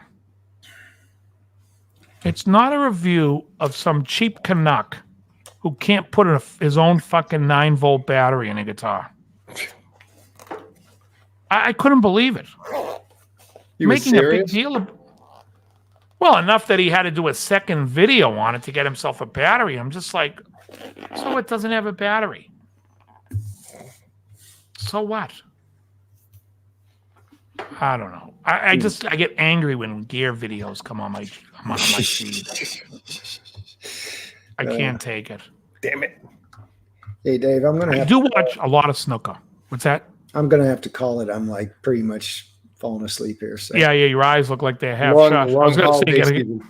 Got to close your eyes or you'll bleed to death. Yeah. Get All right, guys. bloodshot. All right, very good. All right, Matt. See- Have a see good you New next Year. Hey, Matt. Be Next healthy year, and Happy safe. New Year. all right. Take care. Yeah. Yeah, I'm not a fan of EMGs either. I mean, in fact, the whole principle behind the active pickup is that you can underwind the living piss out of it. You'll get more frequency. You can get a. Yeah, I don't know where Joe is tonight. Maybe Krellbach could pull up a list for us. Yeah, We're getting- I've got a list. All right. And anyways, the active pickup, so then you use a battery. It's kind of like I don't know. To me, it's like it takes a lot of the personality out of the sound. Although I think on the clean sound, I used to love Steve Lukather's tone in the 80s on clean with those, with that heavy chorus. That was a nice sound. But yeah, they're very sterile, especially if you're putting a little bit of hair on it. I think Gilmore used them too in the 80s, didn't he? When his tone wasn't that good. That overly chorus Gilmore tone, I think, had that.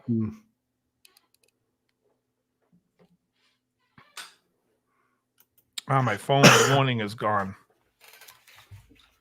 The warning is gone. Warning, warning, warning. I remember I would. Valley ask you. Arts. That's what the Larry Carlton Sy is modeled after. His Yeah, Valley that was Arts, his. He used to play a Valley Art Strat back in the late 70s, and early 80s. Yeah. and who's did the hot making the telly for what's his name in Nashville? Brent Mason? Yeah, who's making Brent Mason's telly? You know.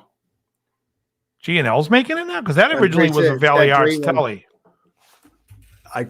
I remember as being thought it was Fender.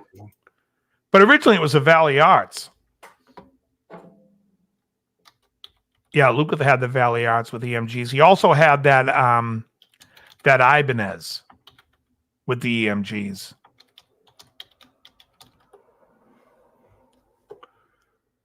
Well, yeah, they make a Fender Brent Mason. I always Yeah. thought the one he was playing was a friggin' G&L. No, I think the one he That's- plays is the Valley That's Arts, the which was Mandela effect. when he had a Valley Arts, and then Gibson bought Valley Arts, and then it was made by Gibson Valley Arts, and now it's Fender. Talk about Valley Arts. They always wanted to put their logo on the body. Yeah, Yeah, Godin does that. yeah. I had one of Oh, those. Godin. I don't know how you say it in Actually, French. Godin.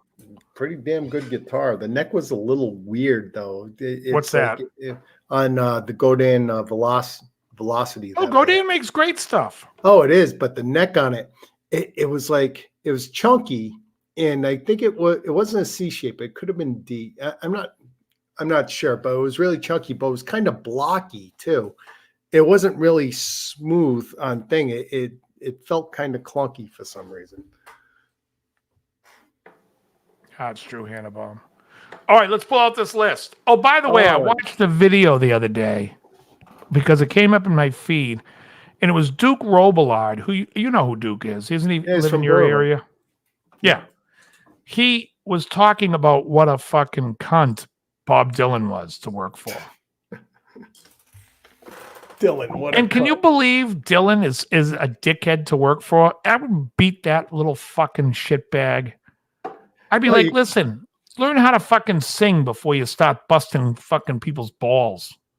Yeah, you say you grab him Write by a the fucking curlies. You song never, for once in your you can life. grab by his head or by his curlies. It's fucking curlies either way, man.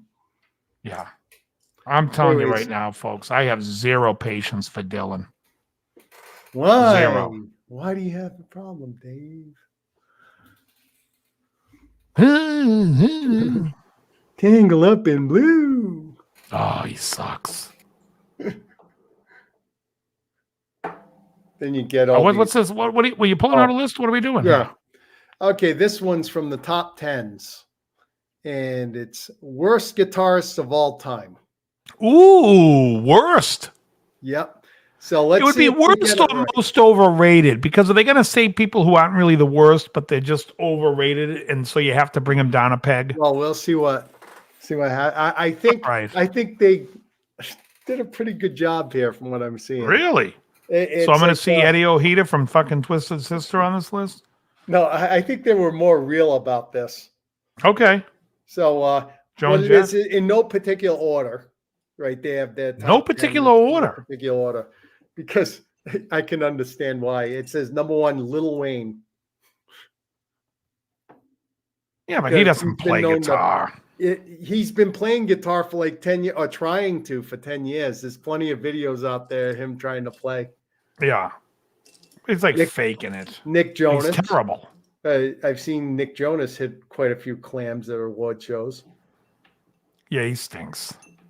Fred Durst.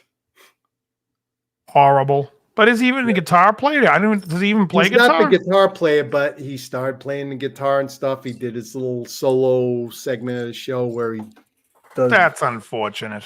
Yeah. And he is awful. Number 4, Taylor Swift. Yay. Yeah. Some of the quotes here. New Eddie Van Halen my ass. She sucks. Yeah, I mean, I don't think she's a guitar player. I'm can looking strum at a some of the few other quotes. chords. With Nick Jonas, someone says, if he's trying to be a bad guitarist, then he's doing good. Okay, number 5, Justin Bieber. Yeah, I mean, this is ridiculous. These aren't Yeah. guitar players. This is just, But yeah, well, actually, Nick Jonas is a guitar player. He plays. Well, not in according guitar to in me. Jonas Brothers, but it's like, yeah, but he's like the. But okay, now we get to Kurt Cobain, all right. I don't think he's that Okay. bad. and I have no idea who this guy is. Shawn Mendes, Canadian singer-songwriter, and model. Moving on. Yeah.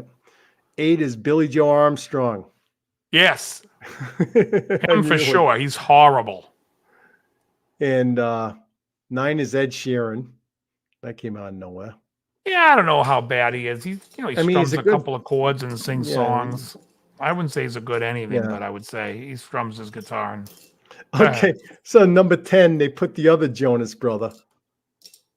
yeah, throw the whole family in. Who cares? Yeah. I mean, And the who even knows they contenders- play guitar? They said the contenders were Chad Kroger from Nickelback. I don't even know if he plays. This list is No, like no, they're he just plays. going for people. It's not a good list. Let's No, let's yeah, find okay. let's find another list. Okay, give me an idea here.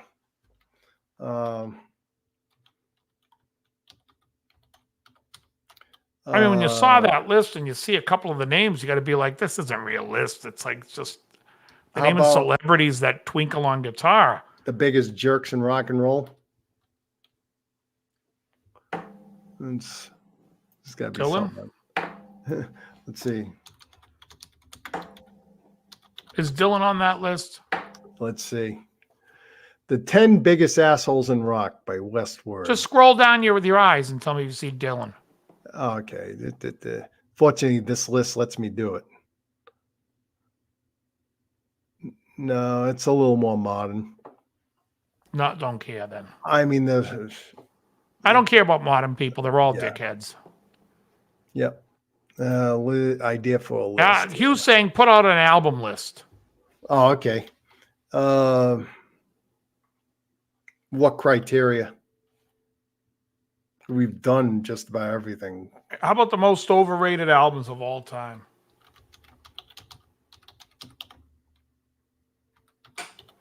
That's bound to get Dylan on the list.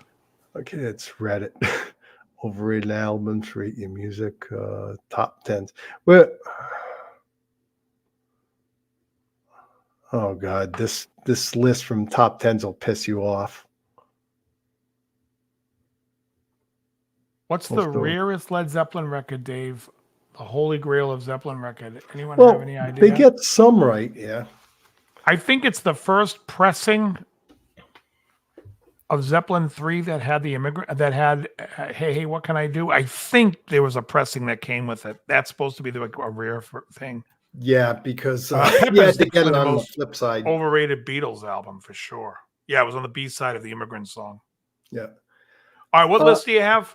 Top 10 most overrated albums of all time by the top 10s again. All right, the top 10s. We'll give them another Number chance. 1 is Thriller. Yes, I agree. I agree with that. Yeah. Record stinks. 3 good songs, maybe 4. Off the Wall is 10 times the album. It doesn't get any of the love. Number 2, Nevermind, Nirvana. Uh I don't think it's overrated. It's good. Oh, it's overrated, but it's good, but it's overrated. I wouldn't say it's wildly overrated, but if Well, somebody the said reason- it's the best album of all time, I'd be like, you're out of your fucking mind. The reason why they included on here is because they were going by the rankings by a lot of the top 100s all time. Oh, I critics and agree. stuff. Yeah, and I they agree. ranked them at number 2. At Nevermind. And so, Hence the word overrated. yeah, exactly. So that's what they would judge on. Okay, you're not going to agree with this one. Led Zeppelin 4. No, I totally disagree. Yeah. I think it's underrated. Yeah, it could be. I think it's underrated. I think it's a phenomenal record. Let's see. Number 4 is 1989 by Taylor Swift. I have no idea what that fucking album contains. So, I mean, the fact that any of her records are rated means it's overrated. She's terrible. Go on. We can. 5 is The Downward Spiral by Nine Inch Nails. Is anyone rating that record? I mean, I think the only album that guy has that's worth a shit is Pretty Hate Machine. And that's a great record.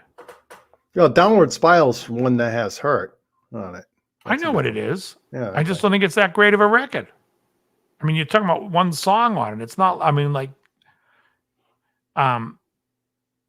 Pretty Hate Machine, every song on it's good. Yeah. Number 6, this is like the reverse hipster doofus. I mean, it's like this person's just going to see how obscure can I get with this friggin' pick. Go ahead. And it's like, it's called In the Aeroplane Over the Sea by Neutral Milk Hotel. That's an overrated album? Yeah. I have no fucking Overrated by idea who? it is. What the fuck Yeah, I is know. it? I don't know who it is. 7 is Pinkerton by Weezer. I don't know what's on there. I mean, Go on. Oh God, 30 Seconds to Mars, A Beautiful Life. That's Jared Leto's band. Yeah, it's all terrible. It's a, I get it why they're in the oh overrated list, God, but I just heavy don't know. disagreement here. Dark Side of the Moon. This seems to be everyone's favorite one to bag on for some reason, being overrated. It's not overrated. You know, and like I said, I can empathize with the people because I go through phases of getting sick of that record and thinking it's overrated. I happen to be in a phase right now where I don't think it's overrated, but for a while it bothered me.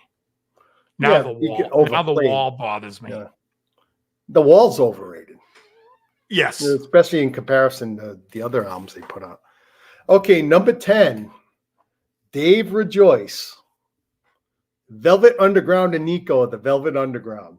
Of course, that should be number 1. Overrated. Yeah. Of course, we were waiting for that one. This one I disagree with. Revolver, the Beatles at 11.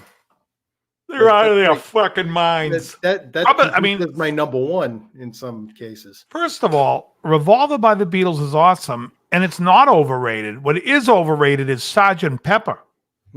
Yep. Oh my God. This next one, Dave, we're going to shit. Then we're going to kill him. And we're going to shit again. Are we going to? Yeah, well, are you going to shit? You're going to kill him. Well, first we're going to shit. We're going to kill him. Okay. Number 12, Rust in Peace, Megadeth. How the fuck is that overrated? I don't know that people rate it that high. Should be. Yeah, just a great album. Best Megadeth album. Now there's a fucking postulate. Is it the best Megadeth album? It's definitely very good. It's definitely the most aggro, which I like. Yeah, Pepper's definitely the most overrated. 13. Go on. 13's a Beyonce album. Say no more. Yeah, every We have Beyonce no record's fucking overrated. idea. She sucks. Californication, Red Hot Chili Peppers, 14. Oh, everything they do sucks and it's overrated. By the way, next week the Red Hot Chili Peppers will be on the show. Number 15 is another Beyonce album. And the only quote by a critic of it is, she's so fake, it's retarded. Yeah. Well, she sucks. Number 16 is Kid A by Radiohead. Overrated. Yep. Well, Ed, get your vote. And number 17, you're going to like Although this it's decent, but overrated. American Idiot, Green Day. Yo, horrendous. Horrendous. And anything by Coldplay is overrated. Anything by those guys. Oh, yeah. Horrendous. Number 18, Eminem, the Marshall Mathers LP. That's a who cares. Yeah. Number 19, Appetite for Destruction, Guns N' Roses. Agreed. Terribly overrated. 25, Adele. Yeah. Rihanna. Skip over that. Kanye West. Okay. Now they got OK Computer by Radiohead at 23.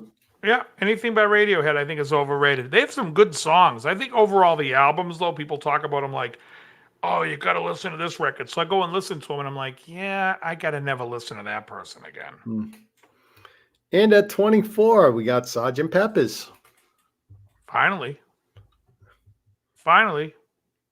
The 25 only person in the band that liked Pepper was Paul. Right. 25 is a Tupac album, so 26 is Taylor Swift. 27 is Baby One More Time by Britney Spears back in the 90s. 28, Metallica, the Black Album. I agree. Overrated. Okay, 29. I know this came up before. It's like the same Back in Black is overrated. Stupid. 30 is the Spice Girls. Will. 31 is the Green Album from Weezer. 32 is Abbey Road. Beatles. That's in contention. To me, I don't know how anyone says any Beatles album is overrated except for Pepper. Because that's the one that gets all the love. All the other albums don't get enough of love. Well, to some extent, the White Album's a little overrated too. Yeah, it's not great. I mean, I think people say it because it's like you don't hear it enough, and so people always try to be the contrarian. 33, Born This Way, Lady Gaga. Taylor Swift again, 34. Beyonce at 35. Nicki Minaj, 36. 37, Pet Sounds by the Beach Boys. That's overrated. That album stinks. I think there's three listenable songs on that album. 3 listenable songs on that record. That does not make a good album. Number 38, I agree wholeheartedly, 100%. 10, Pearl Jam. Another album with 3 songs. Yeah, another album that I never liked anything. Yeah. I can't stand mumbles. Disagree with this one. News of the World, Queen. How's that overrated? I don't know that anyone rates that. Yeah, it's like. Now, if you said the other one, I'm in agreement. Yeah. A Night at the Opera. No. Yeah, Hot Space, never rated. 40, The Emancipation of Mimi, Mariah Carey. 41's Mariah Carey again. Beyonce. Let's get to 50 and stop. Number 43, Never Mind the Bollocks. Here's the Sex Pistols. Bullshit. Yeah, bollocks. Okay, Sarah Brightman, Christina Aguilera, Linkin Park, Hybrid Theory. 47, Good Kid, Mad City, Kendrick Lamar, Billy Ray Cyrus, Regine Velasquez, and Lil Wayne. So they're getting into. Yeah. Well, at least they're not praising it because it's.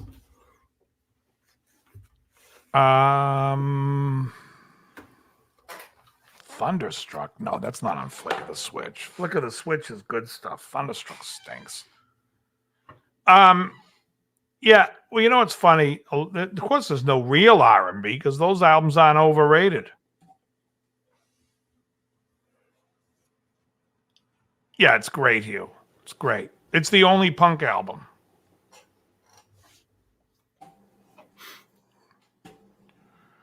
What was on that Pearl Jam album? Even Jeremy, Flow, which I didn't. Jeremy. What was the first? Alive. Even Flow. Oh, there was 4 good songs then. And I tell you, he's gonna call during the fucking show. Was that Al? Yeah, I told you he's gonna call during the show. He always does. Put it on live. Al, I'm live. I'll call you back. Oh, bye. What? Yeah, okay, bye. All right, very good. Told you. Yeah, Alive, Even Flow, Jeremy. There's Black was on there too. That's when I was singing. Oh,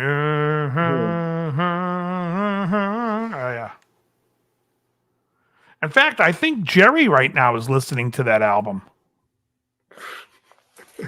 As we can see, he's quite enjoying his rest, listening to the exciting Pearl Jam album. Listen to Black while blacked out. Let Let me look at the other songs on there. I think there was another song on there. Yellow Ledbetter. That was on that one? I thought that was later.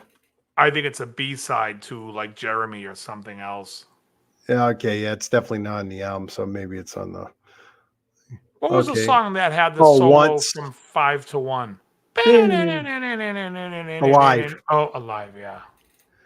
Once, it was kind of a hit, if you will. That's Well, if he is, he's lucky. Even That's why he's Flow. getting a peaceful, dreaming sleep. Alive, Black, Jeremy, then the other title, like Oceans, Porch, Garden. Okay. Yeah, never got into them. And I saw them right before they hit. It was them, the Chili Peppers, and Smashing Pumpkins at one show at the Rocky Point Palladium. Yeah. In 91, then everything hit big. And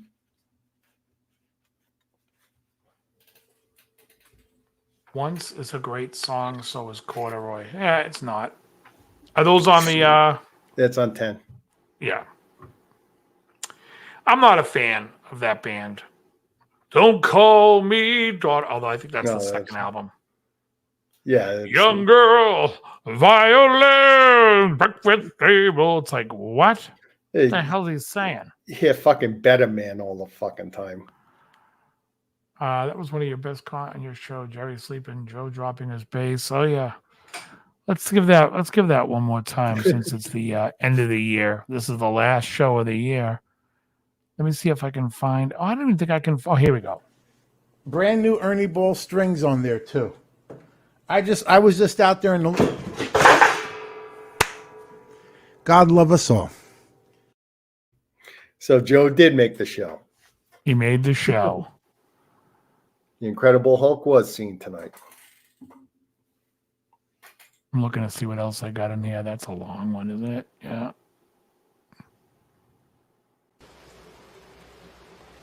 Your name's Levine? Yeah. You call yourself a salesman, you son of a bitch? Gold, I tell you. How about this bit? I love the way fucking Dick Clark Police listening. Squad? Yeah. Is that police? Jan, we're really sorry. We didn't mean to hurt your feelings. Will you come back to the party with us, please? I love the acting of fucking Christopher Knight in that scene. He's just doing this. Is that the girl that ended up becoming Jenny Pickler on Happy Days? No. No. Jenny Piccolo on Happy Days was I said Pickler. Kathy Silvers, maybe. What movie? It wasn't a movie. It was from the TV show Police Squad. Oh, the Levine one. That was from Glengarry Glen Ross. Here's another great one from Glengarry. Get mad, you son of a bitches! Get mad! Oh, here's one of my all-time favorites. Hey, who's driving this buggy anywho, huh? Let me guess. Don't tell me, huh? Carol Channing. Great. Any reference to Carol Channing, you know I'm sold. Oh, Meryl. When she was on fucking Love Boat. Gold. Gold, I tell you.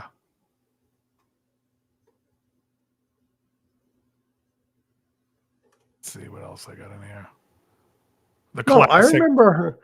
I remember. But enough about me. I hope this hasn't been boring for you. I always get so carried away. I lose all track of time. Gold. So What were you she saying? came You on what? she came on as Jenny Piccolo in 80 to 84. Kathy Silver, right? Yeah. I thought it was earlier than that she was on. No, she's been talked about since the very first, but that was the first time they brought the character to life. And I believe she's that's Phil right. Silver's daughter. Isn't she Phil Silver's daughter? Let's see. Okay, I gotta get the Happy Days thing. Yeah. Okay, it's biography. The latest is it doesn't say anything about that. Let me look on the wiki. Yeah. What do you mean? Just go to the girl's name. Well, I was on IMDb. Kathy Silver's wiki. So coming up soon, she was Phil Silver's kid. That's what I thought. Yep. Coming up soon on Sunday mornings, I'm going to be doing a live, like one-on-one or like a crew of people smoking pipes called Sunday Morning Pipe. I haven't decided when I'm going to start it yet, but No it'll be on cigars Sunday mornings. Now, what were you saying? Me? Yeah. Yeah, he said no cigars allowed. Oh, no, was it? No. I'm telling you, pipe's enjoyable every now and then. It's not as good as a cigar. Like, I smoked I smoked today? A Stiegel or something? It was something that came in the package. Boy, that came in one of my gift, like the mystery things. It was fucking strong. I was like, man, I love it. I tried one that was good. The Feral Pig. Oh, yeah. Yeah, that's Drew Estates. Oh, okay. Yeah. When this show is done, I'll go down to my garage, call my buddy Al back, and light something up. I like to. I got that TV set up down there now, and it's I can play poker. Sunday Morning Pipe. Yeah. Well, you got to see the reason I brought it up because I could see the intro over here. Let me show you this intro. Unless they might ban me for the music. We'll find out now if I get shut down if this song gets pulled out. But this is the theme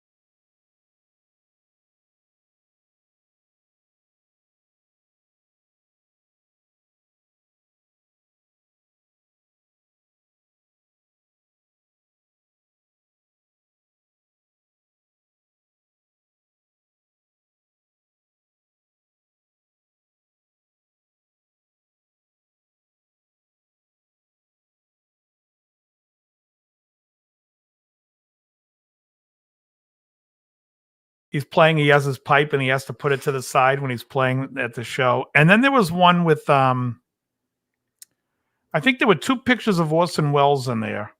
Yep. And let's see, who else did I have in there? William Conrad. I don't know if you're familiar with who that is. I'm going to watch this. As I'm watching it, I'm going to see them, and I'm going to read them off. Oh, that's a great one. Okay. So let me just. Roly poly. It's not letting me fast forward. I'm close to it. Okay, Benedict Cumberbatch, first one. He's the first one, yep. Who played Sherlock Bing Crosby. in the Bing, of course. Pierce Brosnan. Yeah. Orson Welles. Yeah. Albert Einstein. Okay. Norman Fell. Gold. Yeah, Hugh Hefner. Yeah. Derek Smalls. Peter Lorre. Peter Lorre, that's the one. Leonard Nimoy. Yeah. Stevie Ray Vaughan, looking pretty goofy.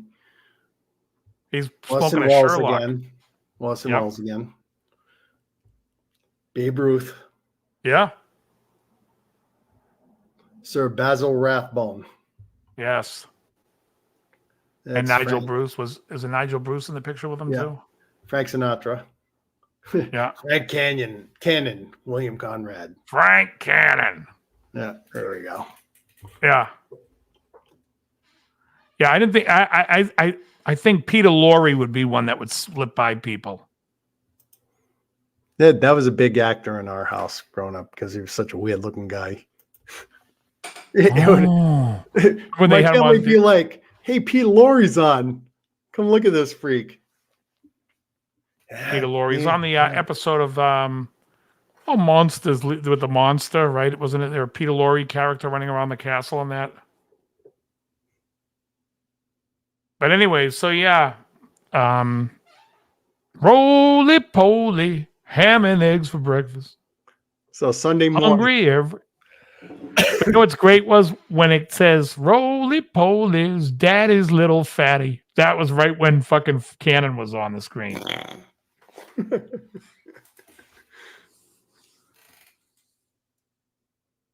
I know Columbo never smoked a pipe. He smoked a cigar and he was a cigarette smoker, but never a pipe. Cannon was actually a cigar smoker, but the character smoked a pipe. He wasn't a huge fan of it. And again, neither am I. I found a couple of tobaccos that I really like that are, it's good if like when you smoke a cigar, you're into a commitment. You got, at least a 45-minute smoke on a small Robusto. If you're smoking a Toro, you could be there for an hour smoking, So with a pipe, like today, I had a student coming at 5:30. It's 5:00. I want to smoke 20 minutes. Just put a little bit of tobacco in the pipe. You can do it for 20 minutes. I can fill the thing to smoke for 45 to an hour. So it's great in that respect. That's the part I like about it. But I mean, if you ask me if I had to quit one, it would be I wouldn't smoke a pipe. I would just smoke cigars. But I enjoy the there's also something when you're in public and you pull out a pipe and you want to think, people are like, oh, this guy's serious. This guy's contemplative. This guy's really thinking. You know what I mean? When someone asks you a question, you reach into your pocket, you're like, They're like, what the fuck am I witnessing here? What year is it? 1940? I'll tell you what's funny, too, is like there's all these real expensive tobaccos. And so far, like I'd say two of my favorites are like the cheapest blends you can just buy anywhere. Like what they call them the old over-the-counter. Velvet, which is very good, and Half and Half, which is fantastic. Half and Half, it's like you're smoking a really light cigar that's been dipped in licorice. I'm telling you, it's great. And I'm not big onto the flavors because I got a couple of flavored tobaccos and I'm like, this sucks. it's not like I'm smoking a dessert. It's like I'm smoking and somebody's blowing fucking apricots and cream up my nose. It's not great. But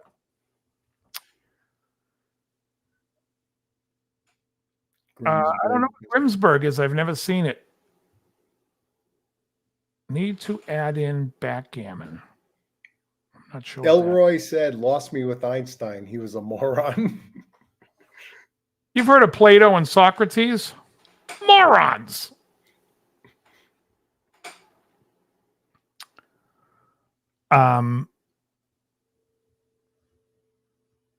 Yeah. Yeah.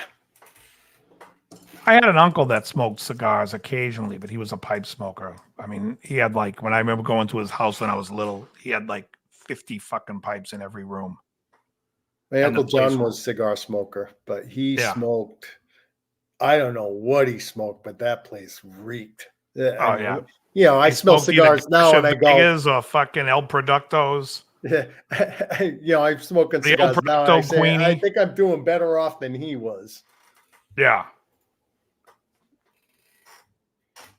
Yeah, El Productos. El Producto. And what's today? Today's Tuesday or Wednesday? Today's Wednesday. Yeah, it felt like a Tuesday because long weekend. Yeah. Yeah. And so I'm playing on Saturday. I may film Saturday because it's going to be the last one of the year. And it might be the last AM station I film for a while. And I say that just because it doesn't do anything for my channel. I don't get views on it. It doesn't track well. This show doesn't really track well. I mean, my lessons do really well. But me berating Bob Dylan hasn't really hit the nerve of America yet. Hasn't gone viral. It ain't right. It hasn't hit the mark. Well, you got to re-release your video about how you really feel about Bob Dylan on the day that Dylan dies. Right. Maybe it'll go viral. No, when Dylan dies, I'm going to come on the show and just start crying about what an influence he was to me. He was. I mean, a lot of good jokes, right? Exactly. No. No. Nope. It'll be a sad day when he dies because that means the radio is going to be playing him nonstop.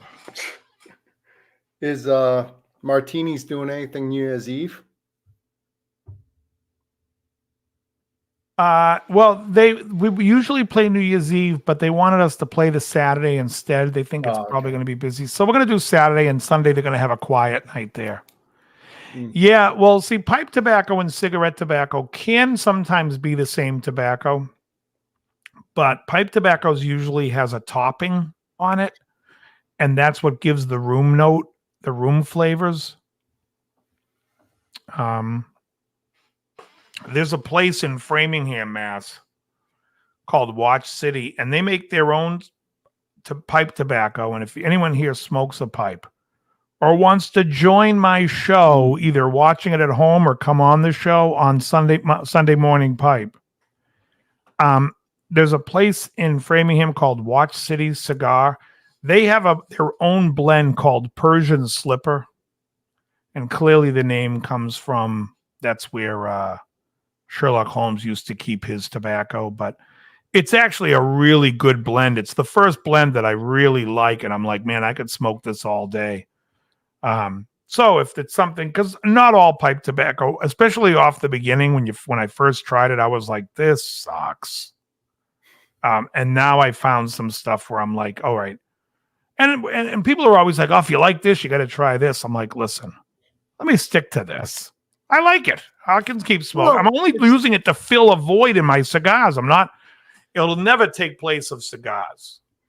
It was like when we first started smoking together and stuff. I mean, you were messing around with like the Drew Estates factory smokes. Yep. And we used to get the Fox cigars and we thought that was good, but then we just moved past that. Yeah, you don't want to mess with. After a while, you're like, is it worth it? I'd rather have a Yeah. cigar because you know what happens is you're like, oh, this isn't bad. It wouldn't be bad if it was a 10-minute smoke or a 30-minute smoke. But when you're smoking for 45 minutes, you want something that's a little bit more payoff. Yeah.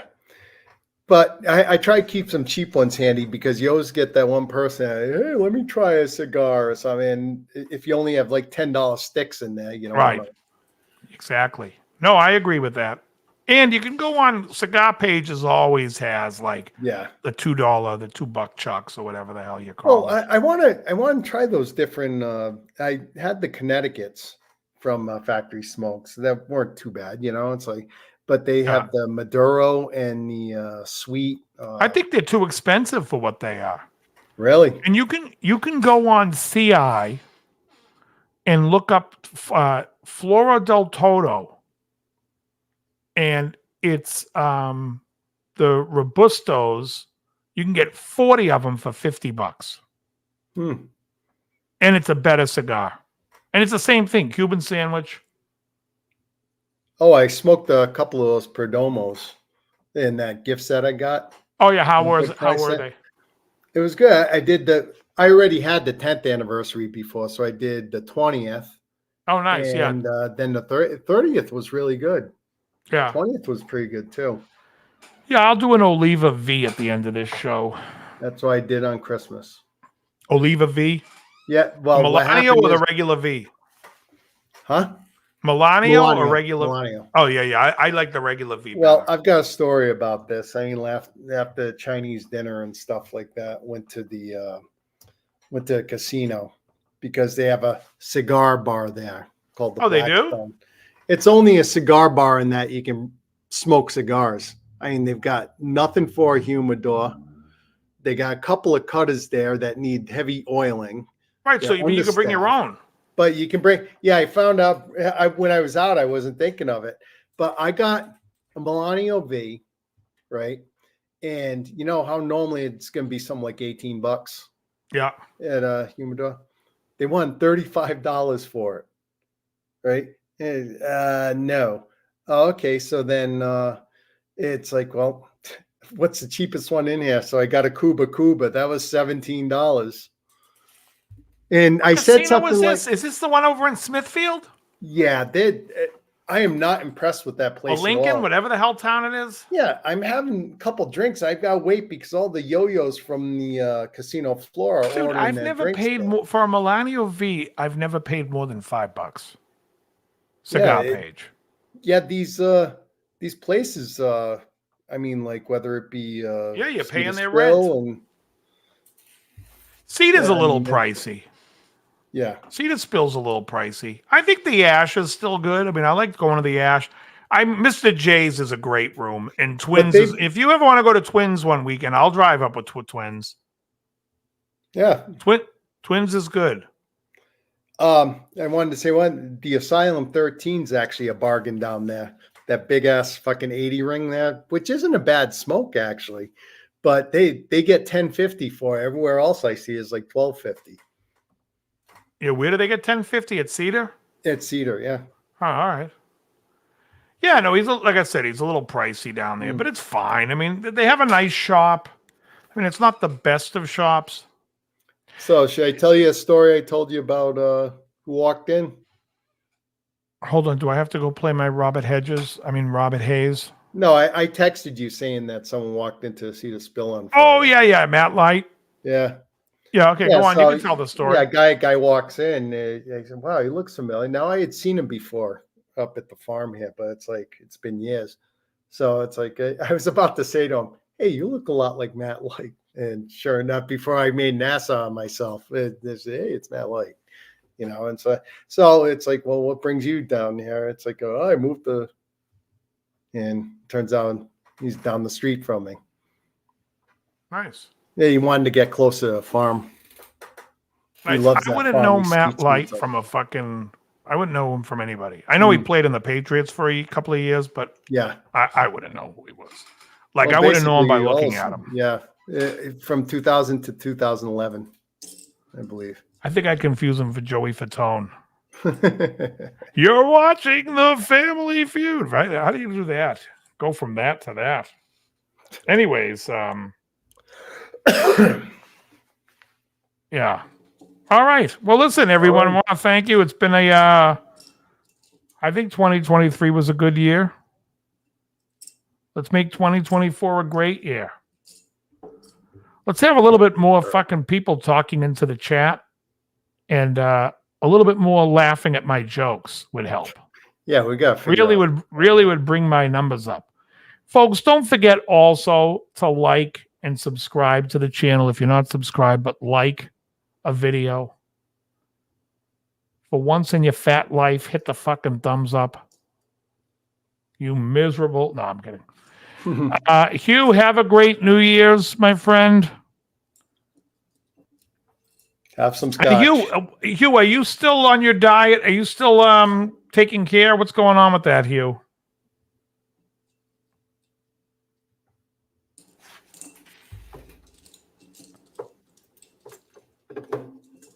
Shit. What's going on?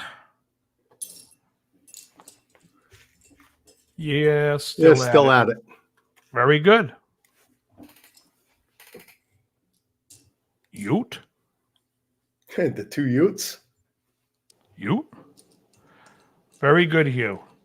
Very good. Well, let's pick a goal and set it for 2024 and hit that goal. Happy New Year to Everett. Yep. Ruffalo, enjoy that banana cream tobacco. Disgusting. Like I said, I don't like the flavor. I watched a video, a guy was going off about how good apricots and cream was by Cornell and Deal. And then I got it. I'm like, yeah, I wouldn't smoke this again. This is terrible. It tastes anything but apricots and cream. The fleshlight, not the torchlight. All right. Happy New Year, everybody. May not be the last time you see me again. I might go live Saturday night. I haven't decided. I really got to ask the other two guys. There you go, Hugh. I'm going to ask the other two guys if they're game, then I'll do it. And otherwise, have a great night and a great New Year. And Krell, I'll wrap you later. Yep. Sure thing. Happy New Year, everyone. All right, Johnny Kramer, get back to the crime. You've been here too long, Johnny. You got there's crimes to solve. All right, everyone. Very good. Thanks a lot, everyone. Very good.